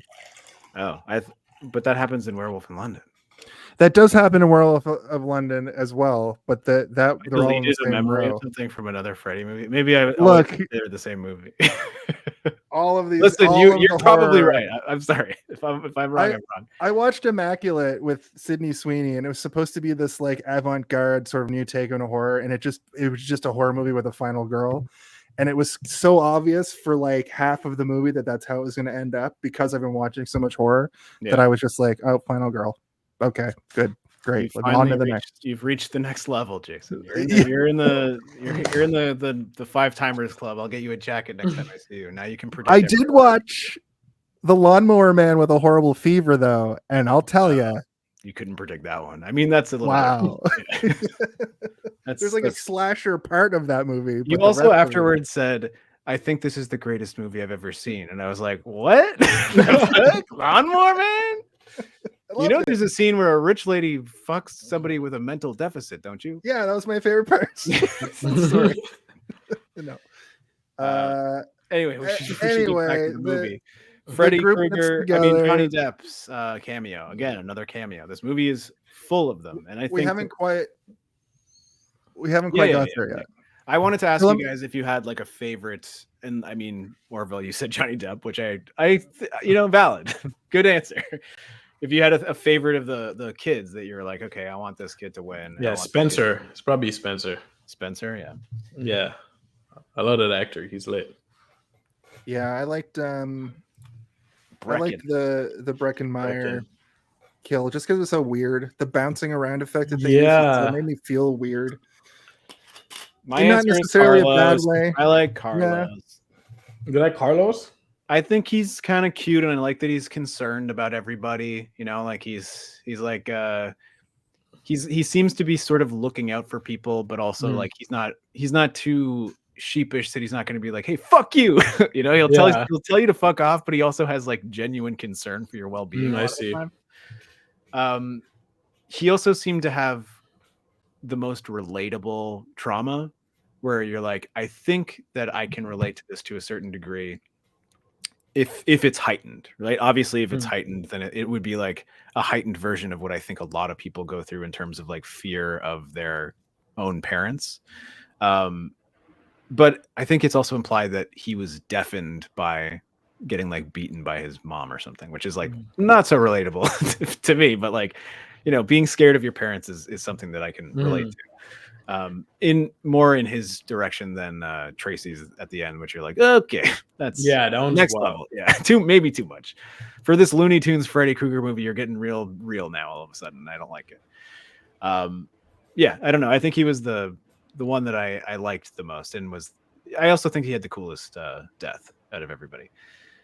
I think that he had the most traditional Freddy death for sure. It was unsettling. It was gross. There was body horror with the like weird. Yeah, his hearing aid his turns into like a tick, a bug. His head's like, they used a good body horror effect for his head to like start pulsating, and then it explodes. Also, but at the same time, it was a little hokey with the hearing aid turned up to max and dropping the pins. And I think that's way more creative than the stupid bullshit that was going on with Super Spencer. Yeah, that's fair. I think the idea of like playing around with the sound and stuff is really cool and interesting, and you kind of know where it's going, right? And there's also an anticipation that's building there that isn't really building elsewhere, where that he's going to go bigger and bigger, and you're like, what is he going to do to get this kid's head to blow up? Because you kind of know that that's where it's leading towards. But also just like the shot composition of that entire sequence was really good too. I feel like we're getting a little too ahead of ourselves, but I think it's the best part. Let me just set the scene, because like Carlos's death is the first real sure death. Yeah, we'll talk about it once you set the scene for us.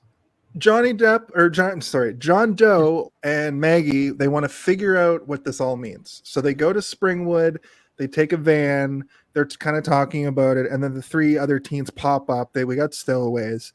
So they all go together, and when they get there, there's a weird carnival happening with a bunch of insane people, insane adults who have lost their minds. So just reading my notes and reading the synopsis that I came up with, and talking to you guys, in reality, the adults have gone insane. I thought that they drove into like a dream world going back to Springwood, and when there's definitely something going on, because they can't find their way out. Right? They can't leave. Like they're trying to leave. They can't leave, and they go to the original house on Elm Street, and it's all crazy and fucked up. And I'm pretty sure they've shown that house, and it has been crazy and fucked up, but not like this. Well, okay. Anyway, they show the house. They go into the house, right? Because the town is mostly abandoned. They go into the house. Just one sec before we get to that, we meet Roseanne and Tom Arnold. I forgot that you love Roseanne and Tom Arnold. I don't love them. Child of the 90s. It caught me. You're a child of the 90s. We're all children. Sorry, I meant to say pervert of the 90s. Okay. Listen, they showed up, and my head spun because I wasn't expecting that. It is a weird, like, left field. Like, it's such a weird. Why are they in this for 2 seconds? Yeah. Roseanne at the time was most known for singing the national anthem horribly. That's what I think she was probably best known for. Roseanne. For Roseanne, right? Yes, but I don't. But when she was with Tom Arnold, she was on this like weird tear where she was constantly in the tabloids for doing all kinds of crazy shit. She kind of got like. I think now she's a terrible person, but I think back then she got treated pretty poorly by like tabloidy and like media stuff. Right. Like she was caricaturized as just like this disgusting, monstrous fat woman. And you're like, that's not even really the case. It's not the case at all. She's like a fairly normal woman. She was a legitimate good. Now she's a psychopath Trump supporter. Well, she's a Trump supporter now, but they're eating the babies, Tucker. She was a liberal in the 90s, and most of her comedy was about like how stupid it is to have to be relegated to housewife. Like that's what her whole bit was. That's why Roseanne was so poignant and so sort of ahead of its time in the early 90s, because it's like it was relatable. It had showing a real family, not just like the housewife. And she was the main. She was the main character, right? Like there weren't a ton of sitcoms that had the female lead was the title character as well. It's like this and The Nanny. Yeah, and The Nanny was about a nanny. The Nanny. I think was Murphy Brown around this time too. That was Murphy Brown was also around this time. Murphy Brown was great.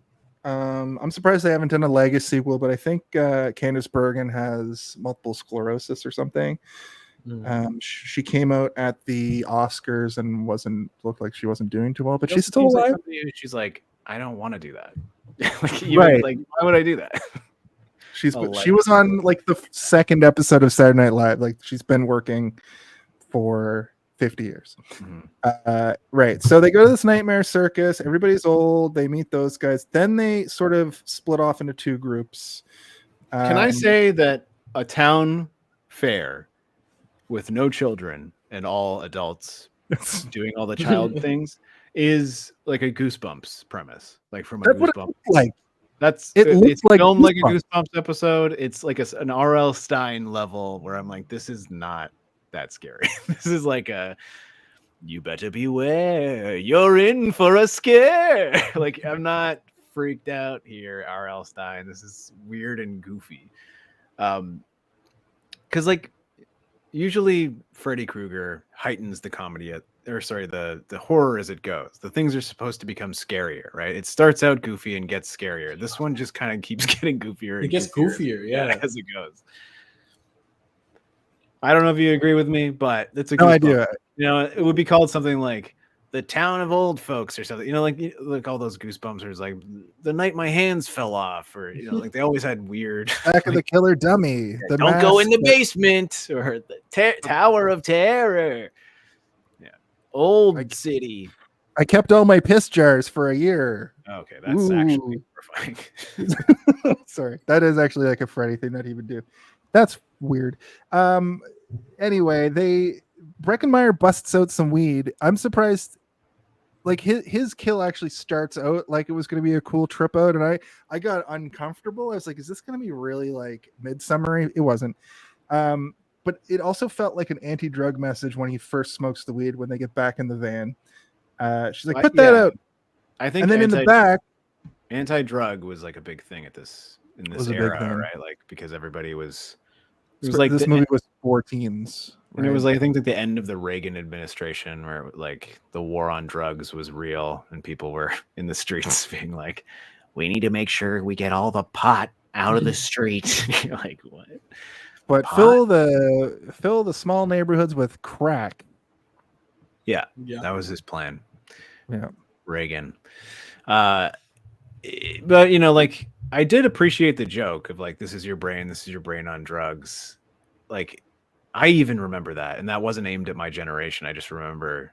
I will say that commercial kind of scared me when I was a kid. I was like freaked out by drugs. I think that was aimed at me, like a 5-year-old child being like, "Oh my god, the eggs! They're being so violent to the eggs." This is your Orville. Are you familiar with this commercial?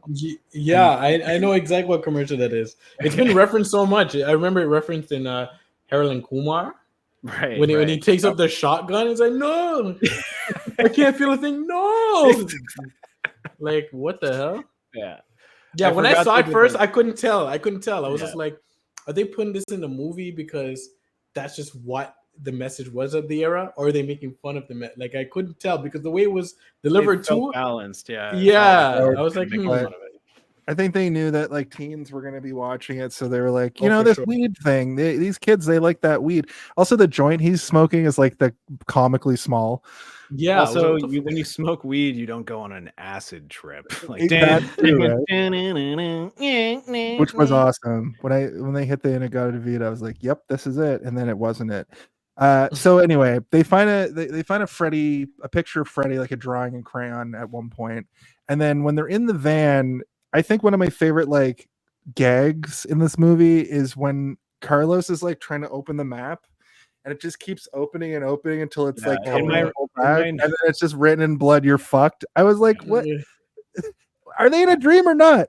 I wrote in my notes that the map gag should have kept going for a little bit longer. Like he's like crazy. Like he opens the back of the van and it's like like so much map, and he's like trapped in like a crazy maze of map. That would have been good. That'd be wild. You know, and there's this movie where like I can't remember exactly what it's called, but it's like about a man who makes like an entire world out of cardboard, and he keeps making it more elaborate to the point that it gets like out of hand, where he's in like a whole world of cardboard. And I was like, imagine Carlos's whole thing. Like they set up the death thing and they don't even do it. They're like, then he dies in a giant map. You think he's gonna have some sort of death gag, but no, a map kills him. Yeah. So they get to they split off at this point. Maggie and John Doe go to like kind of a school, and they see like plaques on the wall that I think was meant to be all the kills that Freddy's done. There's like a woman who's like teaching a class of invisible kids, which it's a man. No, it's a woman downstairs. No, the old lady who was like, "Come over here and sit down." Oh, that's a different part. That's like when they go to the orphanage. There's a man who's like, "All right, in the year 1493, Freddy's killed the 7 C's or whatever." I wish he kept going with that. I'm just like, continue with the nursery rhyme. You're what happens in 1494? 19, yeah. But he keeps like he keeps interstitialing references to other kills, right? Yeah, and he gives like a little bit of information to them, but they're also like, this guy's clearly insane because he's teaching a room full of. But then he's also teaching people that aren't there, and then he talks to them directly at points, which is like unnerving, but it's not scary. You know, I think even as a kid, I'd be like, but he's still spreading the word of Freddy Krueger. Yes, that's the problem. There's no kids, and this is the other thing. Is like Jason's point earlier is like, I thought he could only affect children, which is like the movie would basically say, he can only kill kids, or he only wants to kill kids at least. Yeah. Like, I don't have fun killing these old people. All their nightmares are just about losing at the Price is Right. There's only so many times I can catch an old woman's hair in the wheel. Like, that's so crazy. Yeah. So the others end up at the original Elm Street home, which is pretty iconic. It comes up a few times throughout the movies. I wrote this movie feels pretty iconic compared to the others. Maybe this is the one most people joke about all the old people dreaming about losing at the Price is Right. That's pretty funny. That would be pretty funny. Like he just has to keep using the different game types to kill old people to the point that he's like, I'm so bored. I need to kill other people. Just keeps making them play Plinko with their own hearts. Or the yodeling one, but you fall off into a pit of spikes.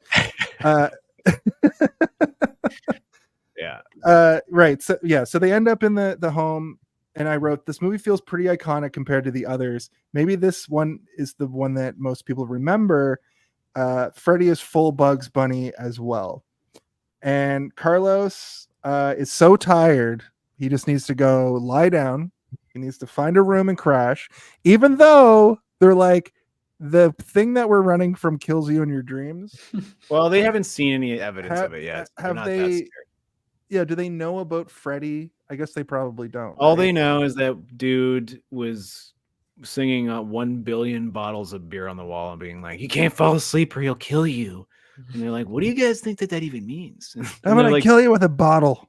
They implicitly believe him for some reason. Like if somebody said, "Don't go to sleep, he'll get you in your dreams," and I didn't know anything about Freddy Krueger, and I had never met any, and I lived in a halfway house, I'd be like, yeah, this guy's on fucking drugs. Like, I'm going to bed. I need sleep. But they believe him for some reason. Maybe it's because the social worker is also clearly like believing him in some capacity or whatever, so they feel a little bit more reasonable about believing them. But they all are also like, let's go to sleep. Like, let's all go to sleep. But you're right. The dialogue is all over the place. The editing here, it seems like there's a lot of stuff out of order. Like Tracy is being like, he told us not to go to sleep. It's hard enough to keep our eyes open without you fucking blowing weed smoke up our butts. and you're like, okay, well, are they trying to stay awake or not? And then Carlos is like, I'm gonna fall asleep in this pile of maps. And then he's like, the first thing he does is like, I'm gonna find a bed so that I can sleep.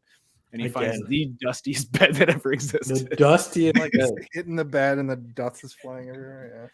Yeah. But yeah, you're right. They haven't seen Freddy Krueger. They've never had an experience with Freddy Krueger that would make them afraid. They are just trying to escape, which it's not a prison. It's a halfway house. Like you can get out. It's like a social center for wayward teens. I feel like they can leave if they want to. Like they can't legally hold you there, right? Or is it like a juvie? I don't even know. I don't know.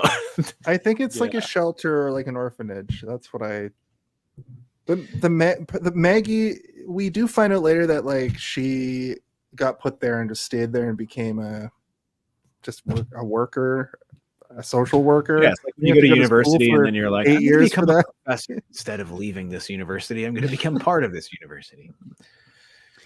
Right. So we can finally talk about. I wrote for in reference to Carlos. He's getting click-clacked for sure. How creative will it be? I'd say very. I mean, I I would can't say really it's pretty- name. I can't name too many other Freddy kills in the entirety of the season, or not the season, the season of the movie, Might as well. the movies that I think kind of is better than this. There's a few, but I think this one is really good. It's on the level with the one from Your Picture, Orville, the drug addict. It's like he's like, you want to get high or whatever, and he pulls out his crazy syringe fingers. Like, Yeah. it was a really good one, and I think that this is sort of on the level of that, where it's kind of shocking and it gets playful and it does get a little bit goofy. I think this is where the tone really shifts to cartoon land. Where you're like, oh, when he's like, he turns to the camera and he's like, shh, nobody, I'm gonna sneak up on him. And he's like dancing behind him and like taking his hat off and stuff. You're like, oh, Freddy's just being a dick now. I don't know. Orville, do you want to tell us about this death? Do you want to tell us about this? How creative this death is? First of all, when the lame line when you just like, hey, can I borrow this, or what's behind your ear, and he takes it off. I'm like, is that how you're just gonna kill him? You're just gonna cut out his ear? You jerk! Under me your ear. Yeah, what the heck? But when my guy put it back on and it turned into the bug, I thought it was so creative that everything was just so loud, even though there's a lot of stuff that are much louder than the things he's actually afraid of. Yeah, this is one of my favorite scenes. This is the scene that I had the most problem with, because I feel like they could have went a lot further with it. Like, especially when he was dropping the pin, like he drops one pin, he said no, he just caught it, and it's like, okay, cool. He's about to drop a shit ton of pins. They were all supposed to sound like, I don't know, nukes. Like, I was getting ready to turn down my TV. I was gonna be like, yo, this is gonna be the loudest scene ever. And they unplug your headphones. I had headphones on, and I had the same moment where I was like, am I gonna get my ears blown out right now? Exactly. I wanted that. I wanted to feel that. And when they fell, I'm just like, okay, they're loud, but like they're not as destructive as the tension was building up to be. And then he's yelling, please don't. I'm like, you're gonna make yourself go deaf. You know how loud you're being right now? And to dodge it, he jumps on the ground. His 135-pound body slamming against the ground. Your head would explode. It didn't. Well, moving along with that, with the torture, when Freddy came up to him, oh my god, and started scratching the nail. Right. I think you're right though. Like, imagine he was like, he did yell like, hey, and then he's like, but then he like covers his mouth, and the whole time he's just covering his mouth the whole time. That could have been kind of cool too. Yeah. Yeah, I wanted that. No sound, quiet place. I do, but I love the like when the water's dropping and he's like, where's it coming from? What the fuck? Oh god. We mentioned this earlier in the show, but right before all this happens, before he gets his ear cut off, there's the Q-tip bit, and I thought this movie they were gonna up the gore, but that might be the like worst thing in this movie because of how graphic that's one of those things is. that you can feel it, You right? kind it's of, like yeah. It's like if you see someone getting their fingernails peeled off in a movie, you're like, oh my fingers! Like, you can imagine what the pain, because I'm sure everybody here has accidentally stuffed a Q-tip too far in their ear and been like, oh yeah, for sure. Your toes curl up and you're like, and you gag a little bit. What have I done? You lose HP. Yeah. When your You lose, eyes like, roll 3 back HP. your head, you faint. Yeah. Shit. Just me? Yeah, I think it's just you. I think you went way too far. The most Yeah, I've ever done is put it so far. I went, whoa. Yeah, I can't hear you. What did you say? What do you say? But yeah, I no think the eardrum implication on one side. his mom made him deaf by sticking a Q-tip in his ear or something. But is it because she was abusive? I guess. Is it because she was too aggressive while practicing hygiene practices? Maybe. I don't know. But she seemed scary in the nightmare. But it's Freddy. He's heightening everything, right? He's making it your worst nightmare version of everything that you can possibly experience. Because he seemed kind of excited to see his mom until she was like, don't talk to me like that. And she slaps him so hard that he's like, oh fuck. What the fuck? Like, he did something bad. He just stole some candy or something from the corner store. And she's gonna clean his ears out. to make sure that she can lecture him and he'll hear it. I do agree with you that the pins dropping the second batch, I really thought was going to be much more explosive. Crazy. But Freddy with like the weird like when he's stretching out the board. Oh, I'm like, yes. I'm watching it. I'm like, I understand how they did this. Still works. It still looks good. It looked cool. Yeah. Yeah. And it's funny because you know what he's going to do because his hand is a claw. Mhm. I think he also goes like tap to tap, tap to tap, Yeah. tap on it as well. And he's like, don't do it. But in Freddy, to his credit, says nothing this entire time. He doesn't. Huh? Yeah, he's just kind of like, Yeah, and I'm like, until he finally says, what do you say? Like, Nice to hear from you, Carlos. yeah, and you're like, nice to hear from you, Carlos. what a lame line. Another time Yeah. you're like, oh man, Freddy. It gave me a little chuckle, so I Yeah. enjoyed it, but it was very lame. Yeah. So we cuts back to Breckenmeyer. He sees the souls of the dead in the TV. Carlos is in the TV now, and he falls asleep.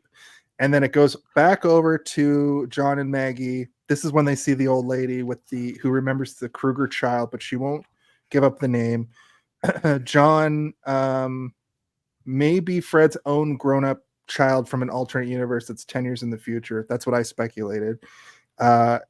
Tracy gets to them, and we move back over to Spencer. This is where we get the Johnny Depp drug PSA.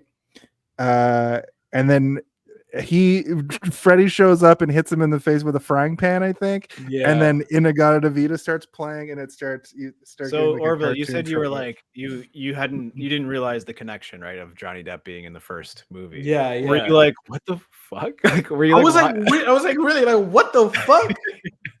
Yo, and I'm just like, yo, you know, he's gonna be the next Freddy Krueger, right? He's gonna be Edward Scissorhands, but not Freddy Krueger, but pretty much the same thing. Like, that's kind of crazy. Freddy Krueger, another scissor-handed man. Another scissor-handed man. Yeah, The two of them should have a duel. they should. That'd be crazy. Because like I know that he's in it, right? So I'm like, okay. To me, I'm like, what a nice guy Johnny Depp is for showing up. Like that was like how all I could feel was like like Rob Shea probably called him and was like, Johnny, can you please? It'll be like an hour on Tuesday. We'll just film a second. Robert's gonna hit you with a rubber frying pan, and then that's it. And he was probably like, okay, yeah, I'll do it. I'll do it. I mean, Johnny Where- Depp shows and then up in Orville's weird. like, what the? Why is Johnny Depp in this? Johnny Depp was I in love the that first. contrast. That was so funny. Johnny Depp was in the first 21 Jump Street remake, like reboot movie, and he was also in 2 bullshit Kevin Smith movies as the That's 'cause worst he's character friends ever. with- he's I know, friends and with his Kevin Smith. daughter's in those. But like, I think Johnny Depp is just like a down to earth kind of, as far as Hollywood Yeah. actors go, You're kind of guy. a pal with him, and you say, Johnny, do you want to come do this? And he's like, well, I'm supposed to be in Tuscany that weekend, but I guess That's pretty good. he seems like a pretty chill guy. He does drink Mega Amica? Pints. Amica? Mega Amica? I had a Amica? large glass of wine. Yes. Orville, Anyway, you should have been around when the trial Amber was Heard happening. trial Trial was was happening. happening? We Oh, man. could not stop. We could not stop quoting. Oh man, it was a wild time. Yeah. It was a We could not wild stop. time. If you go back to like probably 10 episodes during that summer, I think it was last summer or the summer before at this point, 2 summers ago. Anyway, it was a while ago, yeah. it was a while. We were just Ripping into it on. here on. Do you know Hey, if did she see was this wearing one? Amica cream that day? Amica? Amica cream? Amica cream? What is Amica? I don't know what Amica is. Amica? Yeah. Him getting pulled into the TV kind of reminded me of a Welcome to Primetime Bitch esque moment. Right. But it's a video game. Not as good. Not nearly as good as Welcome to Prime Time. No. bitch. That's also a shocking death because when she gets pulled shocked into at the that. screen, it like she's like, yeah, it's crazy. But in this, he's just sort of jumping around inside the screen. There is He's a a video game. Outside, he's being puppeteered like the puppet in the third The movie. video game. Yeah. That's the same movie as the as Welcome to Primetime, I believe, as well, because they're all in a psych ward. Right. That one. There's a couple of times where Freddy, like, he tries to disguise himself as your pal for a second before he'll lure you in. There's another one in Jason versus Freddy where he again, it's a stoner, and the stoner gets like super high, and he shows up as this like Alice in Wonderland style caterpillar, and he's like, Mind if I have some of that? you're like, Oh yeah, right. you're like, You know what? okay. That just made me think I want to see a Freddy Krueger versus Beetlejuice face-off. Oh my god, I me would too. fucking die of laughter. That'd be incredible. And it would probably be a pretty fair fight. They would just keep killing each other over and over again. It would be crazy. I love it. They should do it. Because Beetlejuice can manifest things in reality. Well, no, because he only really can do that in hell, right? Or in Nah, he can come. purgatory. I think this is old information in my brain that is rattling around in there. I think Peter Jackson and Tim Burton both at some point worked on Freddy Krueger stuff. Yeah. And both of them are, horror comedy guys. Imagine the collab that those two could have still had happen. making a Freddy Krueger movie. It can still happen. They're gonna pull A Peter Jackson Freddy movie or a Tim Burton Freddy movie would both be crazy. Yeah. And inversely, a Peter Jackson Beetlejuice movie would be crazy too. Yeah. Robert Englund. Hey, you know what? We could get Andy Serkis to play Freddy Krueger in mocap That's and just wild. get Robert Englund Yep. to do the voice. yeah. I'm sure. Hell yeah. I'm sure they could pull it off. So John decides I'm going to go into that dream and save him, and tells Teresa to hit him. And she's like, no, hold on. I've got a way that we can do this with. He's like, lay me out. So she smacks him. He wakes up in the dream. And then she shows up and she's like, if you would have just waited a second, I can actually just meditate my way into these dreams. And the thing that was interesting is there's a whole thing for like 2 movies in this series where there's like the dream warriors who can have dream powers and they can like astral project themselves into dreams. All of that's forgotten about. In this, the second you fall asleep, if you intend to fall asleep, you just go into the dream. You're just there. So I don't know. They're making up new rules. They're forgetting old rules. It would have been cool if I wrote for this part, the rules are changing again. It would have been cool if John was like figures out that he has the dream power, or if Maggie figures out she has the dream power. That the implication is that he always knows when he's asleep. That guy seems to have a specific type of like awareness where he's like, I always know when I'm asleep. You need to knock me out and I'll be able to at least run for my life. Whereas the inverse is Yaphet Kotto's character, who's like, I can control my dreams, so I'm not afraid when I'm in them, and which is pretty cool. And he does sort of flex that ability later on, which we see, which is when Freddy's trying to fuck with him. He's like, I'm going to beat the shit out of you with a baseball bat, but I'm only here to gain evidence. Like, he does it smartly, right? You think for a minute he's going to die, but no, he's like, I'm here to figure out more about you, Freddy, and like steals a piece of his sweater. Like, oh, this is good. He's like a dream detective. Yeah. We'll get to that because I thought that was a good little thing. Because I was like, what the fuck? But at this point, basically, Breckenmeyer's Spencer gets killed by being lured to like a staircase in the video game, but also in real life, and Maggie's like watching all this happen, and he walks down a staircase into hell and just falls down into hell, I guess. And then the TV fills up with blood. They just, for some reason, artistically, they wanted to show a TV explode with blood, and I thought that was pretty. I mean, they did blood. Sorry, go ahead. No, I just thought it was cool. It was cool. It was pretty cool. Yeah, remind me of Shining. I was kind of hoping for more of that, because when they first enter the house, which we kind of skipped over, the house, it looks like a normal house, and then it turns into they do a sort of a creative shot where the house starts to crumple in on itself and then expand and explode, and it's like a nice miniature and it looks really beautiful, and then it's the house from Nightmare on Elm Street. And this is one of those moments where like the hardcore Freddy fans are like rolling their eyes back in their head so hard they're like, I can't see, I hate this so much, but it looks good, like it looks nice.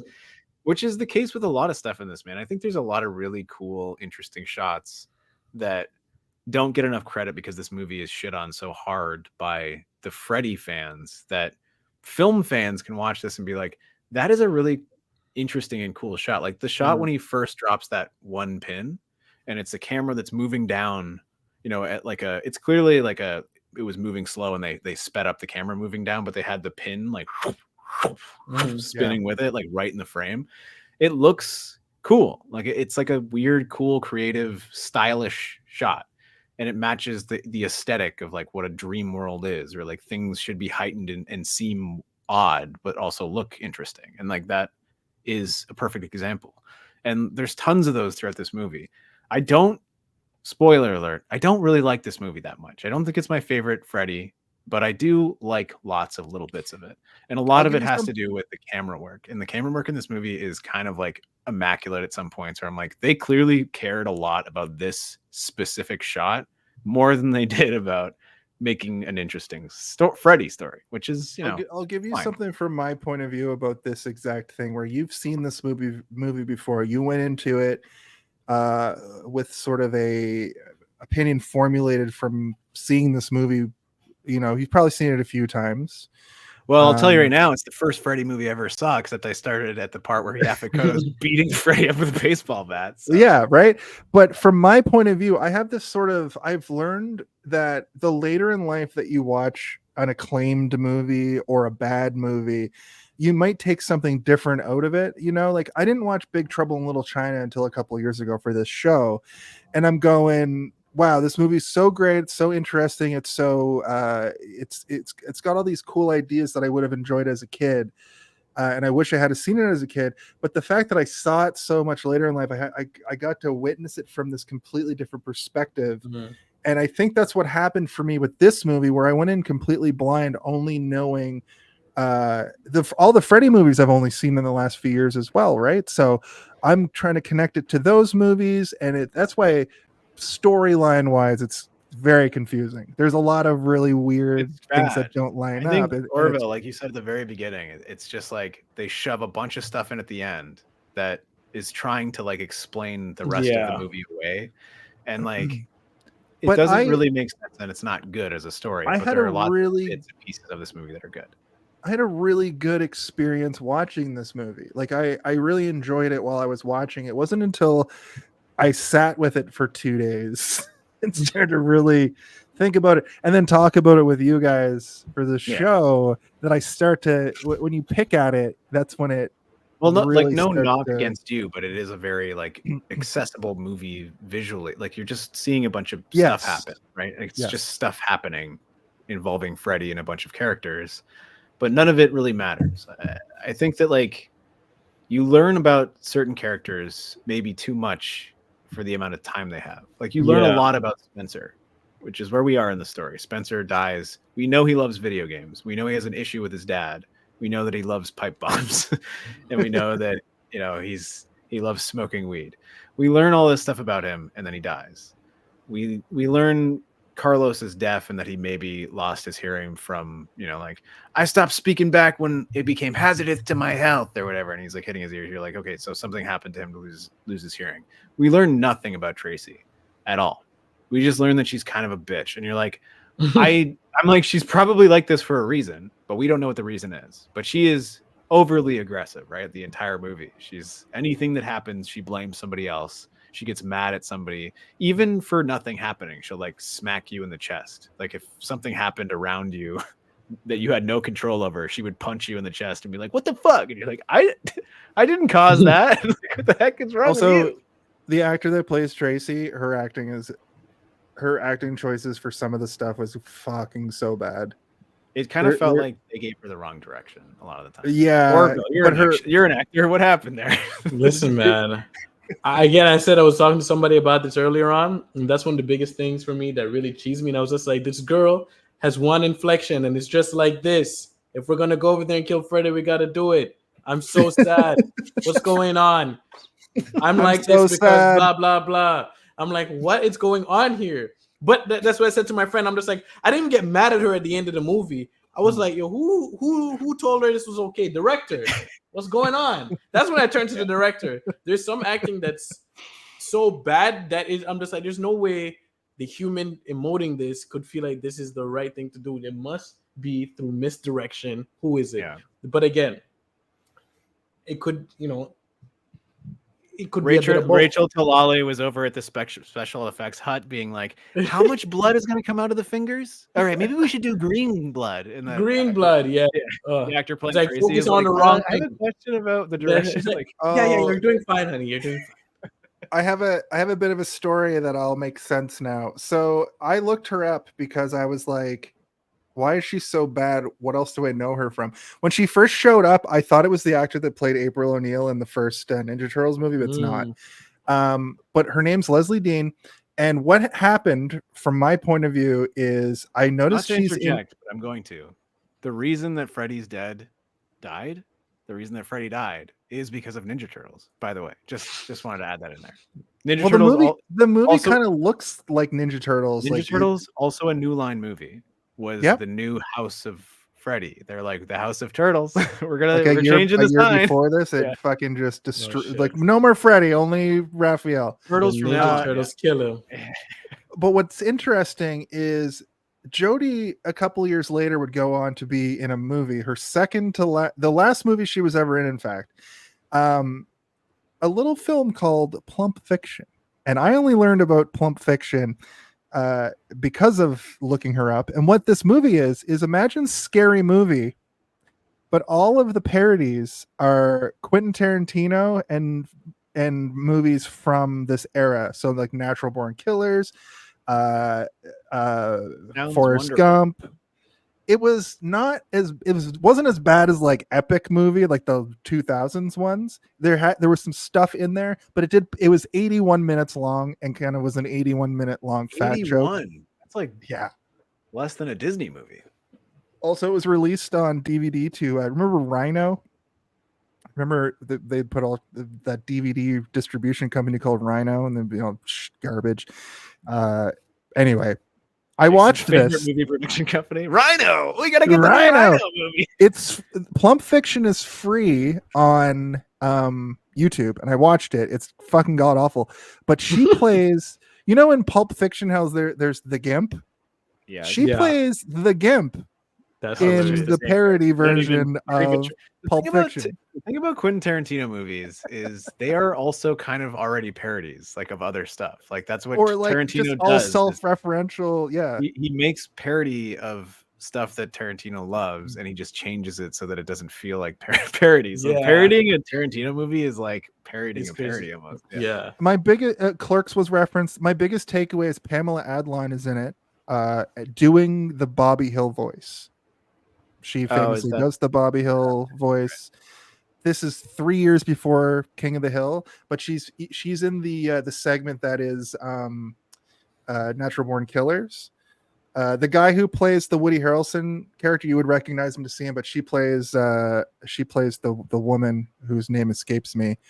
I forget the purpose of. Did you have what was the point of this again? I can't remember. The point, the whole point is that I learned about this piece of shit Mel Brooks ripoff, Scary Movie ripoff, before Scary Movie even came out. No, and I watched one of the movie mashup. Yeah, I watched a movie like that the other day called Stan Helsing, and I will say that movie is not a movie. That movie is I'm very series of references with Mad TV stars of the era. I'm very capable when it comes to predicting what's going to happen in a movie. I could not predict what was going to happen in that movie at all. It was so random and not like non-midi, where you're like, it's so unfunny that you stop, like you're about to laugh, and then your face kind of goes into this morbid stone where you're like, not even a real joke could make me laugh now. It like sucks joy out of you. Yeah. Don't watch it. It's bad. Anyway, no more parody talk. Let's get back to Tommy Davidson's in it as with some no name as like the two guys who are John Travolta and Sam Jackson, and they're literal exterminators. It's a whole thing. John Doe has a revelation that he's not Freddy's child. Let's move this forward. I wrote down what a twist, and then I put ... an obvious twist. This movie sucks. I do want to talk about the scene where he wakes up in the falling house and he jumps back to Earth and pulls a parachute that's like his shirt, and he looks up and Freddy is like inside the parachute. Yeah, it's so dumb. I mean, the shirt turning into the parachute is such that is like next level Looney Tune. Like they're just next taking level. from Bugs Bunny at this point. Next level. It might as well have been his underwear, like covered in hearts or something. Like Yeah. Yeah, and Freddy he pulls the chute. That takes forever. He cuts it like well, we he's don't know what's asking gonna him happen. questions, being like, "You thought I was your daddy or whatever," and he's like, "Sink," and then they're, he's like, "I was just using you to get back to my daughter," and John is like, "Daughter? Oh, you're gonna have to explain this more clearly to me, Freddy. I've been awake for 2 weeks. I can't understand what's happening here." His death was kind of freaky a little bit, I guess, like where he has He like falls on a bed of nails. I thought that was we get to Freddy like really struggling to move it, and he's like, "Oh, this is a lot of work." Like Freddy's getting tuckered out. But I mean, like the puncture wounds look cool. I guess, like you got to give credit where it's due. Like Orville, like you said, the ear thing was like, I looked it up, and that took them like 10 days of shooting because of the amount of makeup changes they had to do just on the ear prosthetic. Yeah, that stuff is time consuming, and there's a lot of craft there, so you have to respect it. Even if it looks okay, you still got to be like, it looks okay because they tried. Sorry, I remembered for a second this. Son of a bitch. I was so stoked, and you just deflated my whole sail. Well, it's because like my like brain was trying to be serious, and then I just got derailed by a funny image that popped into my head. But yeah, like like the lined up puncture wounds with the blood coming out, and him dying, you're like, oh. But again, the character was kind of shitty. He was so on edge at all times. You never really got a moment to like him. And you didn't really learn anything about him. You learned false information, which turned out to be, again, false. But you don't learn anything about him after that either. So he ends up just being like a ghost. Like he might as well just be a fiction of all of their imaginations that was conjured by Freddy in order to make this happen, kind of thing.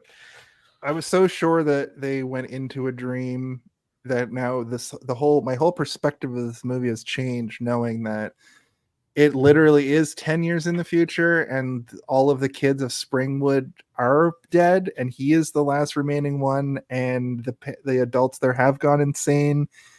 Well, at least you didn't think it was a time travel movie like some people on the internet. That's crazy. Like that's crazy. I'm pretty sure Joe Blow movie review, like that very famous movie. Like his whole thing was like, he's a time travel and he gets sent back in time, and like every comment is like, what fucking movie did you watch? Like he does not go back in time. When is time travel established? He would get the theories sting for that one, because I don't think any of us have really had a theory other than my theory that they were in a dream the whole time. But that's also not the even theory that he is the grown-up version of the kid from the Dream Child or whatever. Which why don't you just play the theory to just encompass all of it? Just play the theory sting. All the theories that we've thought of today are encompassed by this. What the fuck? We have too many stings now. They keep getting moved around. Oh no! Here it is. No, that's not it. Where is it? Theories. Question mark, exclamation point. Theories. That's a great time to talk about the fact that John Doe is dead, falls on spikes. And I wrote one of the girls is his daughter, Maggie, I assume, because Tracy doesn't have any meaningful dialogue. And she sucks at acting, and her character trait is like she does figure out what's going on though. Like, but let me ask you guys, commendable, I guess. I guess she does go hand to hand. She starts to get a Freddy style murder. That is one of the most uncomfortable parts in the movie. We'll get to it. Never mind. I was going to ask you what would her Freddy style kill be, but she does get almost a Freddy style kill. Right. So they blast into another dimension. Maggie tells the old man at the shelter that the boys all ran away, which I thought was like, what? And Kota's like, what are you talking about? What do you mean they all ran away? Yeah. No, yeah. but then like he starts erasing them from the memories of everyone. Everyone forgets who they are when they die, which is kind of a cool idea, but it's not affecting the ones who were in Springwood when it was happening. But it doesn't. You don't give it enough time. It's like one of those ideas that needs to be. If this was a TV show, you get a whole episode of them realizing that like the people who've died are forgotten across the entire campus of this shelter home. But it's like it happens within like 3 minutes where they're like, what happened to Johnny? And it's like, Johnny, who's Johnny? I've never heard of Johnny before today. And then they go to Yaphet Kotto and he's in his fucking Cosby sweater at this point where you're like, oh my God, are they evoking America's favorite dad of the era? And he's like, I can control my dreams, so this doesn't affect me. And you're like, What the fuck? I kind of like that. Like, I kind of like that idea where he's like a lucid dreamer or whatever, right? Like he goes in. You guys know the concept of lucid dreaming, right? Where you can go into a dream and I used control to everything practice inside lucid it. dreaming, All and right. I controlled a Fucking dream. hippie. Jason's like, Exactly. No, exactly. One time, I think I was 16.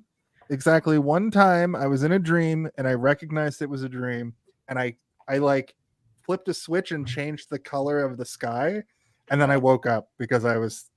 And then you I flipped was another switch and it was all naked ladies around you, and you're like, Yes, yes, yeah. yeah. And then you woke That's up, you're like, fuck. I even tried. So in high school, I even tried. There are these like sounds you can download that are supposed to like if you listen to them long enough, you'll Help get you do it, yeah. no, like you'll like have different effects, kind of like the brown note. The idea of the brown note, but the these are binaural like you. beats. Yeah, exactly. Binaural beats, and you listen to like this certain frequency of buzzing, and it'll like make you feel like you're stoned. And I downloaded a whole pack of those at one point and tried them all, and I don't think I was like, you have to like kind of meditate into it too. Yeah. So I don't think I was doing it properly. I mean, there's the brown noise and there's the pink noise, and those are both very good for sleeping. What's the pink noise? The pink noise it's like similar to the brown noise, but it's a little bit higher pitched. I thought the brown note was the one that. No, I said noise, not note. Just Okay. yeah. I play the brown note when I have some indigestion. Like I gotta take Oh, care God. of this. Hold on. Dun, dun, dun, dun, dun, dun. Okay, sorry. Binaural beats. Yeah. The next Freddy movie just like comes into your dream and makes you listen to like and your head explodes. Okay, so Maggie's spiraling. She finds adoption papers. I want to do a callback to that that image that was drawn with crayons. Said K. Krueger. They're trying to figure out who K. Krueger is during this whole time when they meet the professor and the woman who's like teaching the invisible children. And basically, she's like, "I'm going to go to bed because nothing bad ever happens when you go to sleep. I'm yelling at my screen. What are you talking about going to sleep right now?" And this is where we get the sequence where she's in the dream, right? Where she learns that she's literally Freddy's daughter. So I gotta ask you. You said you didn't.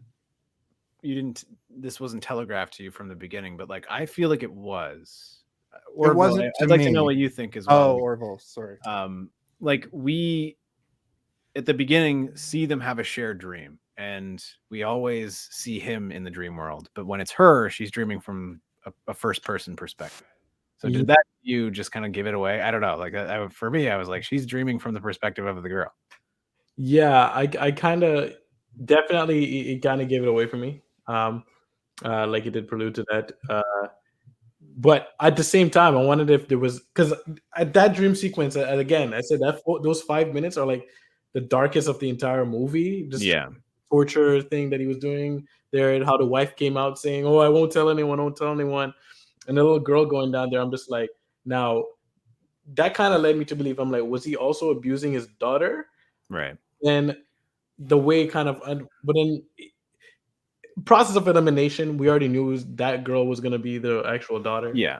Because the other girl had her dream with her dad in it, and it wasn't Freddy. Well, everyone turns into Freddy in the end. Yeah, and like them literally sharing like she's like, and the little girl, tell me more about her, and she's like, well, she was short, she was a child, she had brown hair, and she had, and then they both say ribbons in her hair, like at the same time. I'm like, okay. Yeah. It's weird. Yeah. I agree. And like, there's, I think moments in everyone's mind, like they do a good job of filming this in a very dreamlike way, right? I like the way it was filmed. It was great. Me too. And there is something inherently creepy. Like you said earlier, Freddy is almost more evil seeming when he's in his human form than when he's undead. And we get this weird sort of series of events where she goes into his brain, right? Like she's like, I'm going into Freddy's mind now. And you get like a literal sort of like periscoping weird, like underwater submarine or something going through these. They almost look like synapses or something in a brain. And she goes into them. And then you see Freddy killing a hamster with a hammer. And then you see him like getting slapped with a belt by Alice Cooper, his dad. And which is like, is it his dad? I don't know if it's his dad. I think maybe it's just someone who adopted him or something.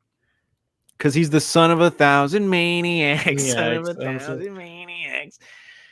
But then you see. Well, she's the daughter of the son of 1,000 maniacs. 1,000 maniacs, yeah. Well, that was the other thing is like this movie could have been sort of a setup for like another Krueger in the family or whatever, right? Oh, for sure. Like she could have been the next Freddy Krueger. She even kills him with his own glove. And she does a pretty good, like she opens it up pretty nicely, like the flourish there. But yeah, there is something very off-putting about Robert Englund in human form without his like crazy voice, and he's just like when he's talking normally. Like, hey man. Yeah, it kind of reminds me of Jigsaw, the guy who plays Jigsaw. I'm like, you could have easily played that role. And I've been equally as terrified. I saw like an interview with Robert Englund recently where he was talking about how he did the Freddy voice, and it's actually how I did this. It's time for a synopsis, bitch.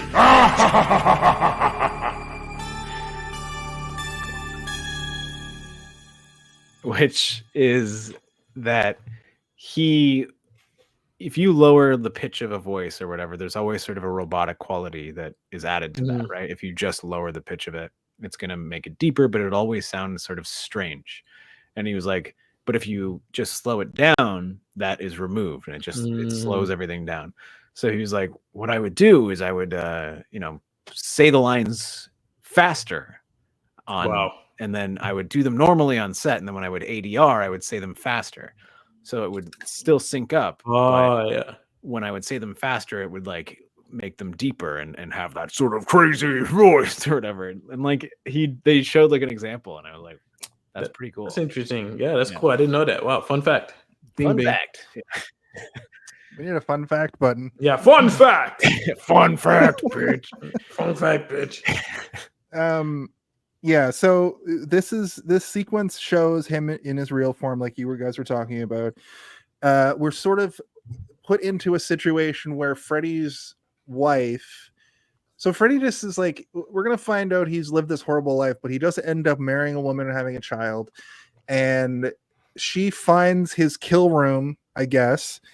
Which is, we're starting to add these like story layers so far into the movie, like right at the end of the second act into the third act. She finds the room. Maggie, we find it is his biological daughter. It's Maggie's having a dream but it's more like remembering all of this. And it's like the door that she opens before the parents got him. It's like she opens the door into the basement or whatever, and it's like she's unlocking the trauma of her past or whatever, right? Like, not to get too artsy about it, but like they're literally trying to show that in the movie, which is cool. Like, do that kind of stuff in a dream world, killer dream man. Like, do that stuff all you want. I appreciate it. Meanwhile, we also, which is this sort of falls into this whole father-daughter stuff. Tracy has been alluding to her having the reason why she's in the home is because she had a really bad home life, and she gets a Freddy Krueger like dream as well, where her dad is a bad man. He's a sexual assaulter. He's a sexual assaulter. And Fiddler. Yeah. Okay. He said, "Diddle me this, Tracy." Nope. What P. Diddy says. Oh God. It's Anyway. very traumatizing. It's scary. It's Give daddy vicious some murder. honey. Yeah, Makes yeah. me It's, recoil. No honey for daddy. But she fights back and she beats him to death with a kettle. And then we get that great scene of the dad, like a great body horror face of his Oh, face yeah. all mangled. which is That very was good. dreamlike. Like his face is made of putty and it's all like Yeah. kind of disfigured. Yeah. And But then I this is kept another- writing I keep calling her Teresa in my notes, which is why I've called her Teresa several times through this episode. Tracy is a bad actor and her lines suck. Oh God, Jason, we already talked about this. Stop doubling I know. down. I'm What sorry. if she's watching right now? She could be in a bad definitely place. It's true. But We already said it's Lolola's problem or whatever. Lalela. She was does too a busy really with the green blood. She couldn't give good direction. she does a really interesting thing though, where she realizes she's in the dream and she burns herself on the stove. I thought, But I did you want to guys- talk about the did shot. you guys think she was going to let her fists on fire to fight Freddy? Because she kind of That'd be crazy. I did Freddy- not do that. She's insane though. She's insane. She comes out of the might do dream, start punching a punching bag, reckless abandon, and almost snaps her wrist. Flaming fist. Fuck! Yeah. And the guy's just standing there watching it. I'm just like, this is so weird. It's That the is weirdest hilarious. scene in the movie. It's one of the weirdest scenes in the movie. I Kung kind fu of- this bitch. Yeah, Kung he fu. does say While they're kung fu fist this fighting. bitch. But I did want to say, like, another really interesting shot is when he gets up and she's like, "You can't hurt me anymore. My father's dead," or whatever. And then like he's like, "Come on, baby," or whatever. And then like the other hand comes up and it's Freddy Krueger. And like, it's just clever camera work where that guy moves away and then Robert steps forward, but it's the same arm. And I'm he's glad like, you brought that up because it was kind of like the map and the chalkboard were all similarly cool little effects that were just done in camera. Like he's just the way he turns, just a quick cut to him. Suddenly he's and it's like, he's Freddy. Logically you can figure out how they did it, but visually it looks sick. You're like, oh man, Yeah, that's super sick. because if you're not Practical if you're not sitting there being like, how do they do that? You're just watching it. It just looks good. And it's the same when he's cutting his fingers off or whatever, right? He's like, One, they tried to burn me. Then they tried to cut my head off. And they tried to suck holy water. I up tried my- holy water. Yeah. That's right after Doc beats him into oblivion with his baseball bat. That's but the that's next. also like clearly like he's just like putting a fake arm down and then sticking the next hand Right, finger yeah. up and I then see what you're throwing the saying. fake one away and going, Ah, like a magic, close up magic, bitch. Pick a card, any card. Well, we also learned through that the dream people gave him the job of dream murderer, yes. which My is what favorite part of Orville the was movie. saying Yeah. at the start. That's like, stop adding Well, he's got layers. a photograph of the Yeah. dream worms or Yeah. whatever. Just about he's about to die in the flames. You're just like, we know what you want. Yeah. We'll give you the power. I want anything. Yeah. They Doesn't go he inside say? of him. Doesn't he say like earlier? It's like, or is it earlier or later? I can't remember. But there's a scene where he's looking at the photo or whatever, Yaphet Kotto's character, and he's like, they were dream demons that they would find the most evil being that they could find, and they would go inside them, and they would give them the power to exist in dreams or whatever. Yeah. Which, that's like some Star Wars shit, and I like it. Where I'm Yeah. like, that's cool, but not for the last 20 minutes of a movie. Nah. No, like make Make whole that the whole movie about- concept. Yeah. Make the whole movie about giving Freddy's backstory with all these cool, and then don't set up a Hellraiser style thing and then have it had no payoff. Hellraiser has this whole conceit that in the later movies, it's just people going about their business and then they find the fucking the cube and then It's called Pinhead the shows lament up. configuration. The lament configuration, and then Pinhead shows up and starts torturing the people, and that works. You can Pinhead flip never movie- does like a What's your favorite sex position, bitch? It kind of does. Ding, ding, ding. He's Is usually it- more is it like all your skin removed and put on a pole. you're gonna encounter infinite pain, and you're not even gonna know until you're experiencing it. That I love it when you experience infinite pain. The Hellraiser series is wild. I'm on Hellraiser 8 now, in a very short period of time. And this movie kind of plays the way that those movies have started playing, where it's just like a film noir, but then Pinhead shows up, and then they sprinkle a little bit of lore, or it full on feels like sprinkle they a just couple of pins, just like Freddy Krueger does in this movie. or they just make a full horror movie that has nothing to do with Hellraiser, and then they just film some scenes of Pinhead in a puddle to be like, I'm going to show you pain and pleasure beyond infinite recognition. Or Also, whatever the fuck. Hellraiser, Pinhead sounds a lot cooler than Freddy, I think. Well, he's more like this, actually. Jean-Luc Picard? Yes. More pins, Beverly. More pins, number one. That was Okay. kind of Sean Connery. Okay. Yeah, so Doc makes it out of the dream after he has his encounter with So again, I just want to Frederick. reinstate that this is the moment in all Freddy Krueger movies that I think about the most. There are so many good moments in all Freddy Krueger, from the first one to this one to New Nightmare to Jason versus Freddy, that I think about all the time. But this is the one that I think about the most, which is Yaphet Kotto like backing up from Freddy, being like, this guy's gonna try and fuck me up. And then Freddy just kind of being like, and like, trying to freak him out. And then Yaphet Kotto pulling a baseball bat out and just beating him to the point that he's on the ground and he's like unconscious. And it looks goofy. Like Freddy looks goofy at this point. And then Yaphet Kotto grabbing him and him turning around and being like, bah! And then him snatching the sweater and having the little scrap of sweater and then going. So like, this being one of the first introductions to Freddy, I thought that was just a rule that was always established in all Freddy. But this is kind of where they make that a rule in the last movie. And then Freddy versus Jason, they do the same thing, which is a good rule. Actually, it's a good rule. If you can bring Freddy into the real world. That's not just from this. There's in the first movie, remember, they half bring him out and then they realize that they can bring him out of the dream. Remember, he's like halfway out of the floor in the first movie. I don't remember. That's crazy.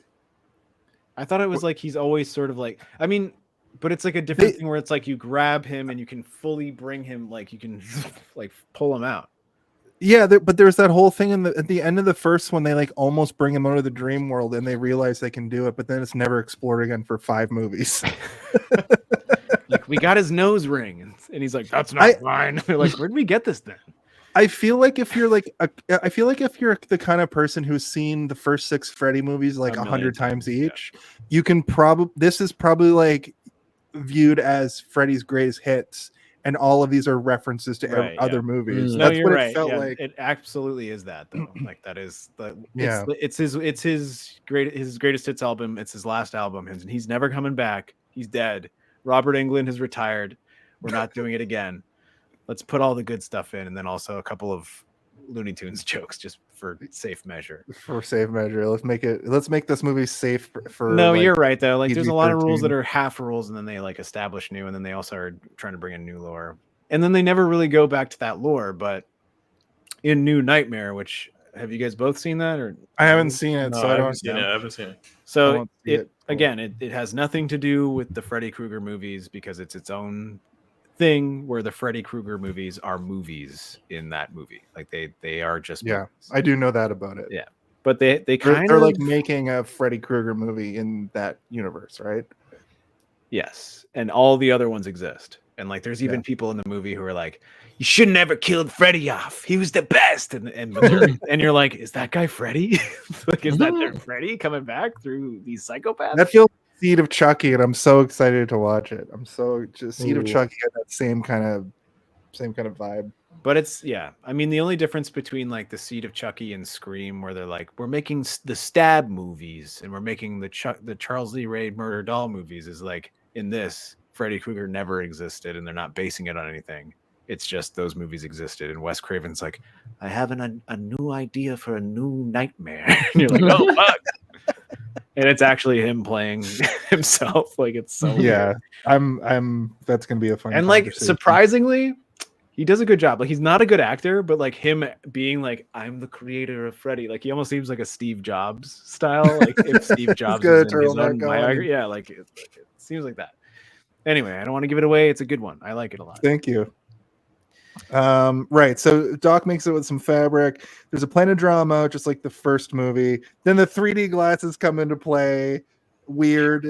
They can be I whatever you didn't want know them to be. watching it. You can be, and I thought she was gonna pull it a fucking Uzi or a fucking So, rocket launcher. Often in my notes, I write down a question that I want you guys to answer. Okay. This is my question. If you could turn those 3D glasses into anything you wanted to turn them into, they had to still be on your face though. Like they had to still be goggle-esque. Oh. What would you make them into? Yo, you know those old school visors? Like Kanye West made it popular with the little Yeah. zizzes. I've got I'll do a it couple like pairs that. of I'll do it. Yeah, I'll put on that. Listen, Okay. I'm gonna go outside the box, and I'm going to make Steve mad with this, but I would turn it into Doom. I would make my vision Doom. When I put the glasses on, it becomes Doom, and then I pull it out the RPG from Doom. That's hilarious. And you're like, ding, ding, ding, ding, ding, ding, ding, ding, Yes. ding. Okay. Well, I mean, Jason, you didn't make me mad because my answer is it turns into the Oh, Cyclops? That's hilarious. Cyclops? That's perfect. Yeah. It'd be pretty useful. I would be blasting Freddy to bits with my laser You're right. visions. What do your Kanye West shades do, Orville? My Kanye wishes shit. Maybe now that we have powers with our fucking shape, maybe It can be anything you want it to be. Maybe like like the little sliver, it like cuts through them. So like Perfect. Yeah, Perfect. just horizontal line shooting through my eyes, cutting everything like horizontally. Like walls just turn into This spaghetti wall is and like you're zoom, zoom. Yeah. Okay. Very good. We've become the X-Men, I think. We've We become just the have glasses-based powers. Yes. Jason has a chainsaw. Like, But me and everything's Orville are doing the pixelated. same thing, just in Yeah. different versions of it. All the monsters have Freddy Krueger faces. Like imagine I love- that one monster that's like the legs and the small arms with the big face. Oh God, But it's Freddy. that's terrifying. Right. So this is when the movie sort of takes its own trip out sequence. Maggie kind of goes into Freddy's brain. We've also seen at this point all the different eras of Freddy's life. Like we saw him as a kid, he's murdering hamsters. We see him as a teenager, and Alice Cooper is his dad and is an asshole to him and tortures him. Well, it's not his dad. There's no way of knowing. Yeah, I mean, like he's the son of the Thousand Maniacs. His dad is the Yeah. Freddy Krueger character. I think he's an orphan and he keeps getting adopted by bad parents. Well, by Alice Cooper and or he's just too insane because his mom was a nun who was, Oh God. Yeah. we know what happened. and we also see him literally get burned alive with people with like stakes and pitchforks outside, and he's like, "I'll get your kids," and I like that. And like we were talking about, I feel like that should be the movie, like him sort of like imagine a Freddy Krueger movie where he's in like hell, but he's like in therapy and he's reliving all of this. And that's crazy. how we see these scenes, and the kids. Yeah, he's being like therapized by like a beholder with like a million eyes, being like, Yeah, It's crazy. All right, Freddy, tell me again how that made you feel. but it's like it's like a It Sopranos. made me want to thing. kill all their children over Yeah. and over forever. It's like a Sopranos thing where in between his therapy sessions, he's like torturing the remaining kids of he keeps of Elm keeps Street. getting windows of opportunity to go back to Earth to like do Yeah. cause more havoc. Yeah. The devil shows up and he's Um, like, "All right, Freddy, we decided to let you go wreak havoc for another 10 years. As long as you can maintain it, we'll let you stay." Yeah, He so did a pretty basically, good job if he eliminated every child in an entire state. that's or a whatever. pretty good kill streak too. Like You'd several think generations. You think the FBI and the government would get involved at that point and be like, "What do you mean all your kids killed themselves?" Like this seems like a big problem What do you mean they all died in dreams, or they died of mysterious? in their sleep. One guy exploded into blood. That doesn't make Yeah. any sense. Right. They just ban water beds instead of looking at the root cause. There's a really cool sequence. If you watch the credits, there's a whole team that like made the snakes, because there's a Yeah. practical doorway where the snakes are there and Maggie walks through, which I thought It looks looked good. pretty good. It's like Yeah, a it looked pretty labyrinth, like a Jim Henson level pretty good. Yeah, it was pretty good. And And they're all chattering like, "Hey, how's it going, you bitch?" Hey, how's it going, Whatever. bitch? And the implication is that they're going into his brain, and that's how she's like seeing all the different phases of his life. And I wrote, ew, it's like a hell jungle. Yeah. So, and then I already talked about the different phases of his life. Alice Cooper's his dad, burned alive. And then we get we kind of go into the final battle from here. Yeah. Yaphet Kotto pulls her out just before she's about to get, like, she's holding him, right? Like, and then, because that's what he had to do. And then they bring him out, but then he comes into the real world, and then Freddy's dream powers, I guess, like infect in the same way that it did for Springwood. Because like when you go into Springwood, something's off, right? Like everything's kind of kooky, crazy. I assume that's the same thing that happened here, except Freddy's like, oh, something's wrong. Did they pull me into the real world? Oh, God. Like, I hate being immortal. But the thing is like she pulls his hand back and breaks it. And I hate being immortal, and just like puts it back. So it's like everybody's got powers. It felt very like superhero. I'm gonna keep going back again to what Orville said at the very beginning. None of this shit makes that much sense, and they introduced it too late for us to really be able to ruminate or stew to understand it. So it's just there, I guess. Like we have to deal with it. Yeah, they reference the arsenal, so they go down and get the arsenal together. I think that's while she's in there, and she kind of has like a final battle with him. But I don't think that any of us really thought that it was going to be a real arsenal. You know, like this guy confiscating stuff from kids. Like there's that crazy nail. You're muted. It's just fucking pocket knives, bro, and baseball bats. But like the nail bat with the fucking railroad spikes. That's just so wild, bro. Who brought that to school? That's what I'm saying. I hope he got expelled. Get that kid out of here. Get him to a mental hospital. That's crazy. There's no helping him. What orphan had that? He's not allowed. Crazy.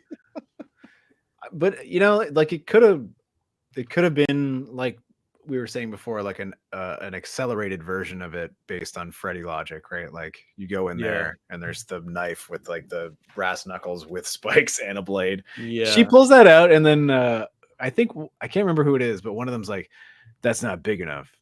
And it's like, what? That knife you can punch, you can stab, you can throw. That thing looks pretty handy. But I don't know. Maybe I'm dumb. I don't know a lot lot about knives. Ninja stars are the way to go. And you need a one throw, one time use shuriken. Yeah. Full on. Right. So real Freddy tries to trick Maggie, but Maggie gets the glove. They have the real final battle. There's a scuffle. She bites his nose. She breaks his hand. He just bends it back into place. The throwing knives. She throwing knives him to a wall and shoots him with a crossbow. Stabs the fuck out of him. And I wrote no pipe bomb. And then through the door, here comes the pipe bomb. She grabs it, sticks it into him. It is so funny that she just keeps throwing more and more, not like just there was so much. I'm like, this is crazy. She's got, I mean, and like Yaphet Kotto the whole time is like trying to get through the door. Like we got to get her out of there. But like the other Tracy is just endless supply of knives. This is another one where I'm like, the map bit was funny, but like it should have been even like Freddy should have had like a million and like a bunch that missed as well, where she's just like like, oh come on, there's so many in me, there's no space left. So I just want to say this. She gets the claw and does the claw thing. She fucking stabs him with the claw. She grabs the pipe bomb, stabs it into him. It explodes, and then that's when they said the name of the movie in the movie.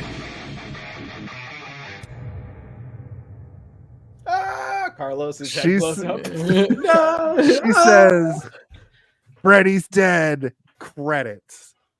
Perfect. Yeah, perfectly executed film. But she also laughs in a way that almost felt too real. Like they told her to say it and she was laughing, and I'm like, this may have been a moment where she said the line and thought it was so ridiculous so that she started stupid laughing in real life. Yeah.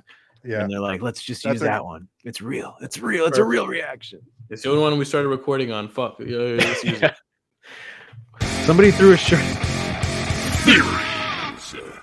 That's my favorite theory of the night. Yeah. Somebody accidentally threw a shuriken at the pile of actual film that had like the real takes on it. They're like, oh, shit.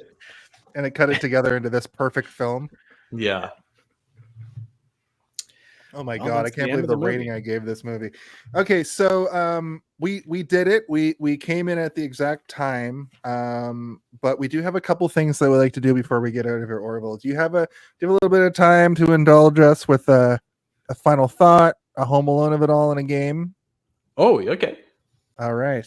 So the first thing we will do is the Home Alone of it all, I believe. Steve, if you will. Oh. If you had to pick one, What do you think the Home when Alone of it is all? the Home Alone of it all? Can someone please tell me when the Home Alone? I really gotta When's the know. Home Alone? When is the Home Alone? When is the Home Alone of it all? Now that's the Home Alone of it all.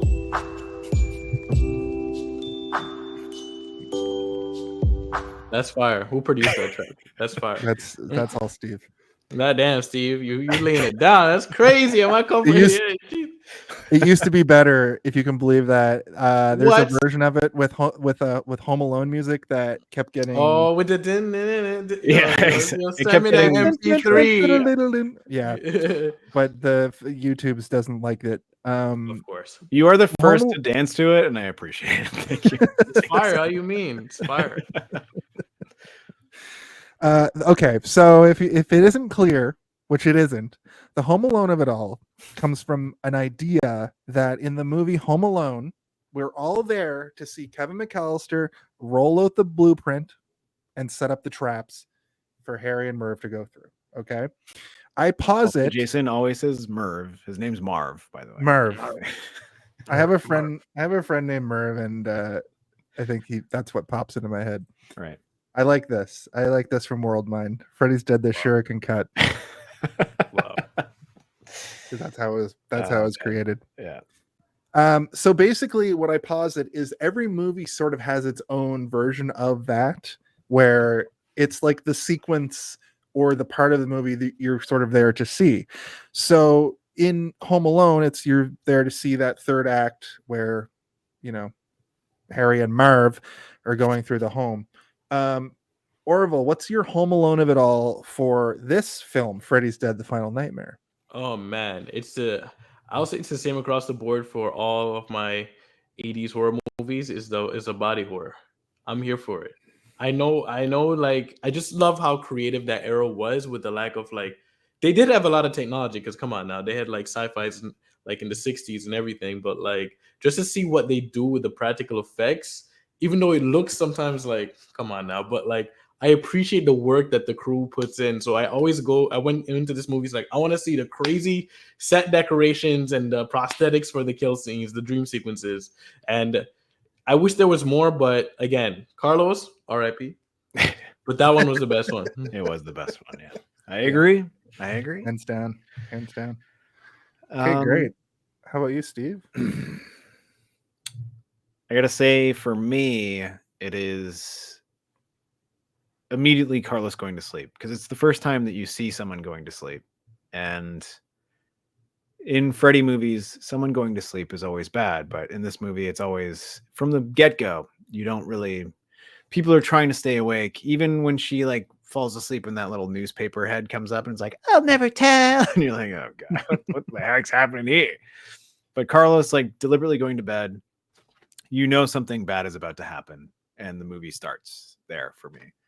Everything before that is too much. It feels like a weird Goosebumps story, like an R.L. Stine starring Roseanne Barr and Tom Arnold being like, why are you talking to these kids, you stupid idiot? And then the bell rings and it's like, you see what you did? And you're like, what is this? I don't I've seen every Freddy Krueger movie, and even I'm like, what the fuck is going on here?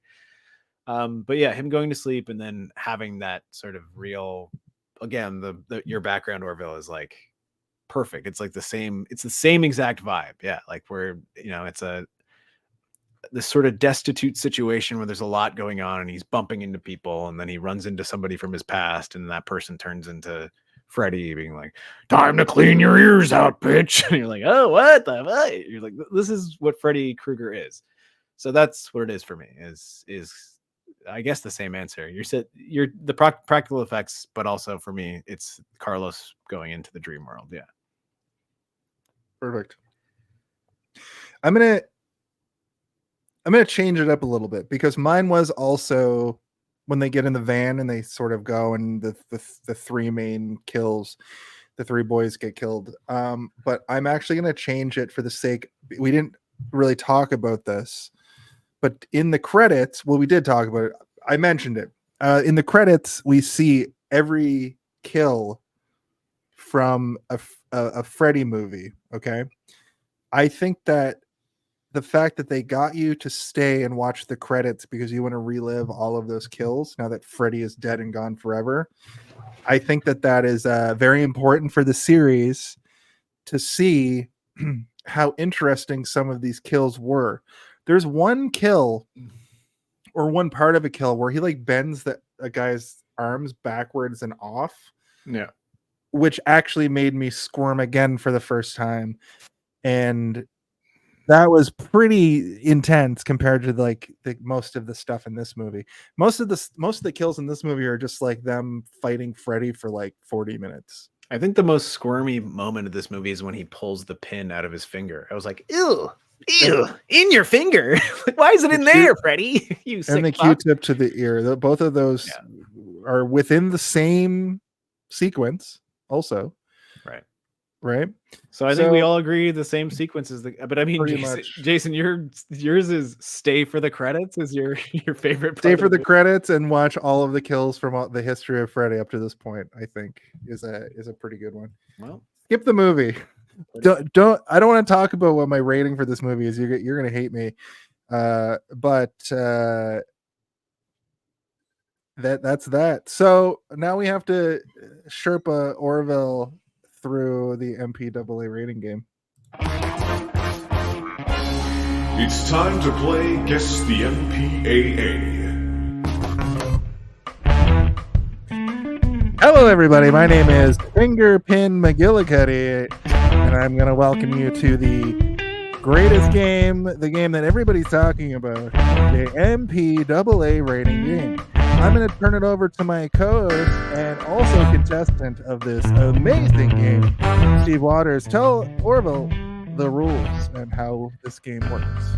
Well, Orville, welcome to the MPAA guessing game, where you have to guess the MPAA rating of the movie that you just watched. So, what we need to do is guess a 3-digit number between 000 and 999. Of course, those are the last 3 digits of a 50,000 digit number, but we're only guessing. We're only guessing 3. So I think I explained it pretty well. A number between 000 and 333. We will each get 3 guesses to narrow it down to a single 3-digit number. Right, and there are 2 caveats to this. It is a total 5-digit number. I'll give you the first 2-digit number, first 2 digits of the 5-digit number. You just, like Steve said, just 000999, a number between those. If you guys do come to a tie, which is inevitable, I'll explain that when we get to it, but you'll have a chance to earn an extra guess. So, Orville, why don't you go first? Give us a 3-digit number. The first 2 numbers this week are 31. 31. 313. No, it's a 5-digit number. Oh, you want me to give you the rest of the digits? Oh, I'm sorry. Now I understand. Yeah, okay. That's how long Start it over takes for again. everybody. You said 3-1. 3-1, 629. 629, it's lower. 3-1 500. Orville, it's lower. 3-1 247. Steve, it's higher. 3-1 300. Orville, for your final guess, it's lower. 31286. Steve, for your final guess, it's slightly lower.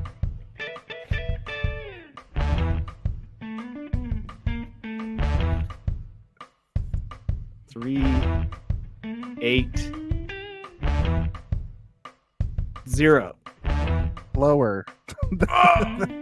No, Wait, did I say it wrong? he said 281. It's 284. Oh. It's lower than slightly Said lower. 281. Sorry, I got thrown off because I combined all the numbers in my head.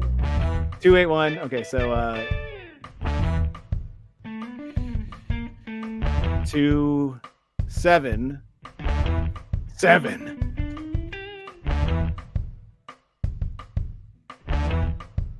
The Is that suspense it? is killing me. Boner alert. Oh my God, Jason's getting a boner. Is that Whoa. it? You did it. You fucking Rihanna. guessed it correct. You guessed it correct. I can't believe it. I can't believe it. I can't believe it. Lucky.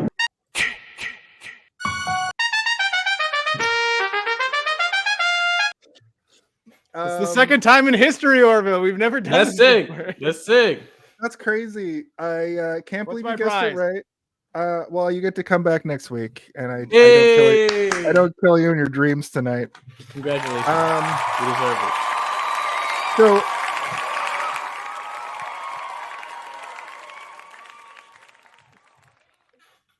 it's fucking, why is that longer than usual? What normally happens if it comes to a tie, you kind of do a Price is Right for the box office gross. Whoever gets closest without going over will get another guess. But I'm just going to tell you, the budget for this movie was 10 million and it made 34.9 mil. Those are the statistics that I have. That seems like enough money that they would want to do another one. That's what I'm saying. That's Not wait exactly what I'm almost saying. 10 years, but yeah.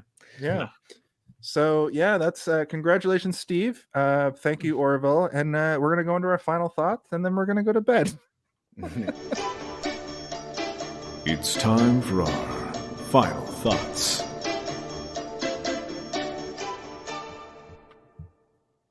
And of course, the guest always goes first here on Hey, Did You See This One? So Orville, why don't you give us your final thoughts for the movie, and also if you want to give it a rating, whether it be out of 5 or out of 10 or stars or complete nonsense, the floor is yours to give us your final thoughts. My final thought of the movie was that I'm glad it was an opportunity to revisit the Nightmare on Elm Street series. This movie in particular, I'm gonna have to give it a hard, solid, diamond crusted 4.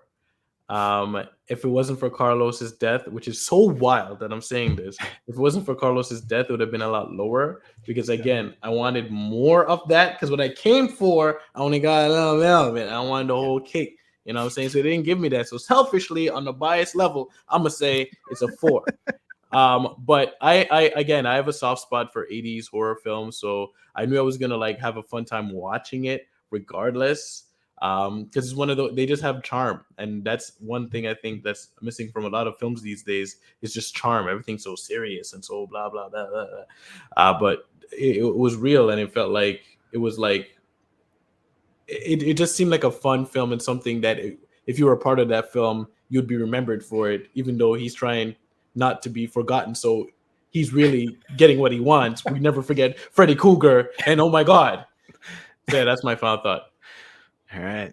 Do you have a rating? Oh yeah, 4. Solid, hard, Diamond encrusted. 4. Okay.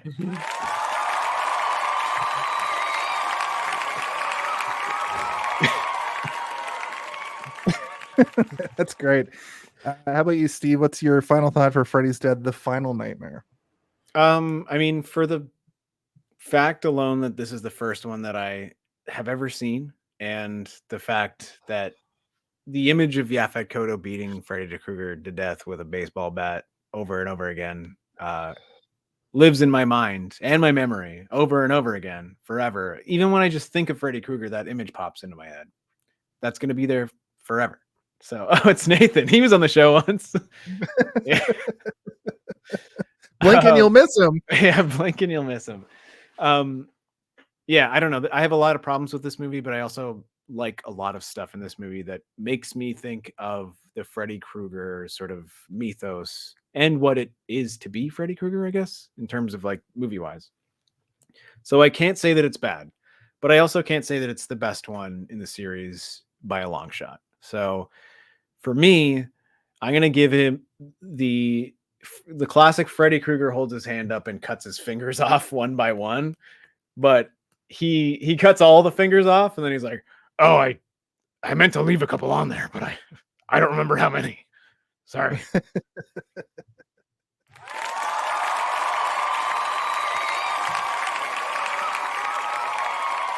That's perfect. Yeah, I can agree with both of you. I basically react to these movies as soon as I finish them. So let me tell you what I wrote. Fantastic way to end the original 6 movies. This one feels extra special. Rarely do we see a horror monster actually die for good, but this is the end of that story, technically.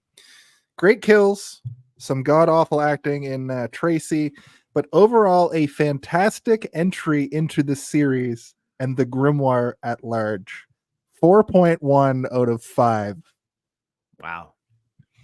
I also give this movie 3 dream beings out of 3. They're called dream people. Dream people.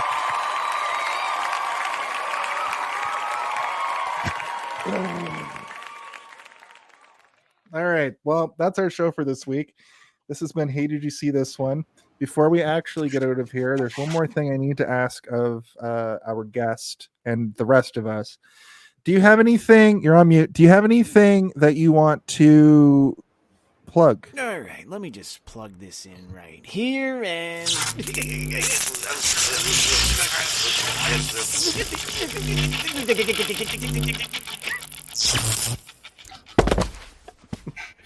Yeah.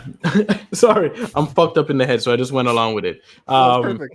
I didn't know it was gonna go for that long. I'm like, oh, I'm already committed. I'm already committed to getting electrocuted. Things I want to plug. Final thoughts. First of all, thank you guys for having me. I actually love this. You guys, this production You're welcome back value on this anytime. show is freaking amazing. Steve, you're killing it with the beats, man. I need these MP3s. I need a new playlist. Tomorrow, I've been thinking about it all week, but this and the 2 main events of this week has been this podcast and tomorrow I'm having a premiere for a movie that I'm in called Morningside that's premiering at the Real World Film Festival here in Toronto, Canada. I would invite y'all, but it's fortunately and unfortunately sold out. Both shows are sold out. So I'm looking forward to that screening. The movie officially drops February of next year, 2025. So if you guys don't catch it this year, you can catch it theatrically in select theaters around Canada. So look out, Morningside. Awesome. They just can't get enough. They can't get enough. Awesome. Thank you, Orville. Like I said, I'm gonna give you the old Johnny Carson. Come on back anytime you want. You were a great guest, and Appreciate that. Give you the Hey, Did You See This One seal of approval. Steve, what do you got cooking? Well, I've got a lot cooking. Meth mostly, but I also am, still on the Darth Theorist channel. We're growing every day. We had a feud with another Star Wars channel recently, but we settled it. We settled it in the Outer Rim territories the old-fashioned way with blasters. But yeah, keep watching that. I'm on a ton of other ones that I list all the time, so I'm not going to list them all. But yeah, that's the big one right now. Come on, watch me talk about Star Wars. It's a great channel, guys. I subscribe to it. Oh, thanks. Thank you, Jason. I listened to it. I forced him. I pinned him against the ground. I said, "Click subscribe." You went from not having a YouTube channel with 1 million views, even though you've been doing this for 4 years. Oh, I forgot to mention 4-year anniversary. This is the 4-year anniversary episode of Hey, Did You See This One? Were you done with your plugs? 4 years later.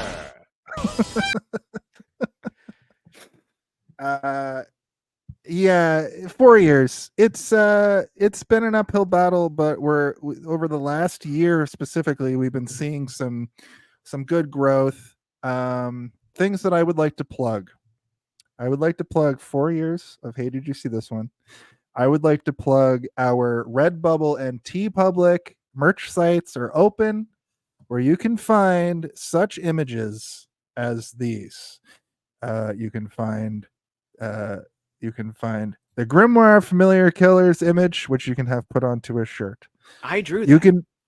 You can find Kill Aid Man, which you can put onto a shirt. And you can find Twinkerbell, which you could also put onto a shirt. I also drew that. Sorry, Orville. Twinkerbell's here. And you can find all our logos there as well. I'm rolling it out. So far, my mom bought a shirt, so off to the races. You can also find Chip and Pepper in 1991. No, stop this. Okay, yeah. Sorry. I'd also like to promote this show. Hey, Did You See This One? Is live on Twitch and YouTube each and every week at 8 p.m. Eastern. And like I said, it's fun for all to come and watch. And Orville, thank you for the invite to your film. I will not be able to make it because tomorrow night and Saturday night, I'm announcing as a professional wrestling announcer, which is a thing that I do monthly. Tomorrow night and tomorrow the 25th and Saturday the 26th, I will be announcing for Zombie Wrestling. It's the 2 nights a year where the professional wrestlers become zombies and fight each other in the fuck at the end. graveyard. And they fuck. No, they don't. No, they don't. They might. Who knows? You'll have to come check it out for yourself. Might. And then next Thursday, I won't be at this show because I'll be right here covering Halloween 6, the return of Michael Myers. I don't even fucking this is the one that we have to we need to talk about it off screen but next Thursday is zombie wrestling as well at the Great Hall. There's 3 zombie wrestlings this year. One of them I can't make it to, but I want to promote that as well. And that's it. That's everything. I'll cover the ending stuff like I always do. But okay, Orville, I really wish that I would have prompted you and told you about like the synopsis thing. There's one more thing you have to do. Okay. I need you to ask a very important question. It's a question that we ask each and every week. Okay. And it's the name of the show, just to help you out. So ask it. You can see it. Hey, did you see this one?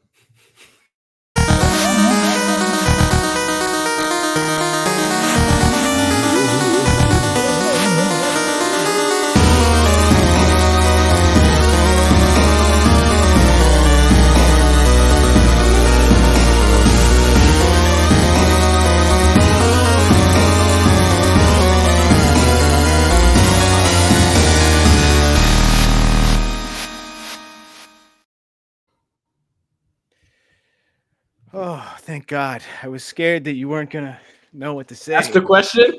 Sometimes they don't know, and I'll say, look at the name of the show. Yeah. Luckily, Orville knows. I thought of so many questions to ask. I'm like, huh? What? That was fun, guys. That was great. Thank you so much. Beam up some Star Trek content with Live Long and Podcast. Tune in to X-Rated, the X-Men animated review show. Artistic interviews with graphic histories. A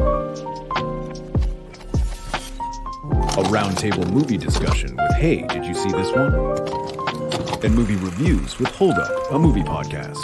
And while you're at it, spin a few records with Eamon on Track. What happened to Watch the us commercial? duke it out on trivial debates. Did it freeze? And let's chat about TV with the Super Mater Brothers. It's all here on the United Federation of Podcasts.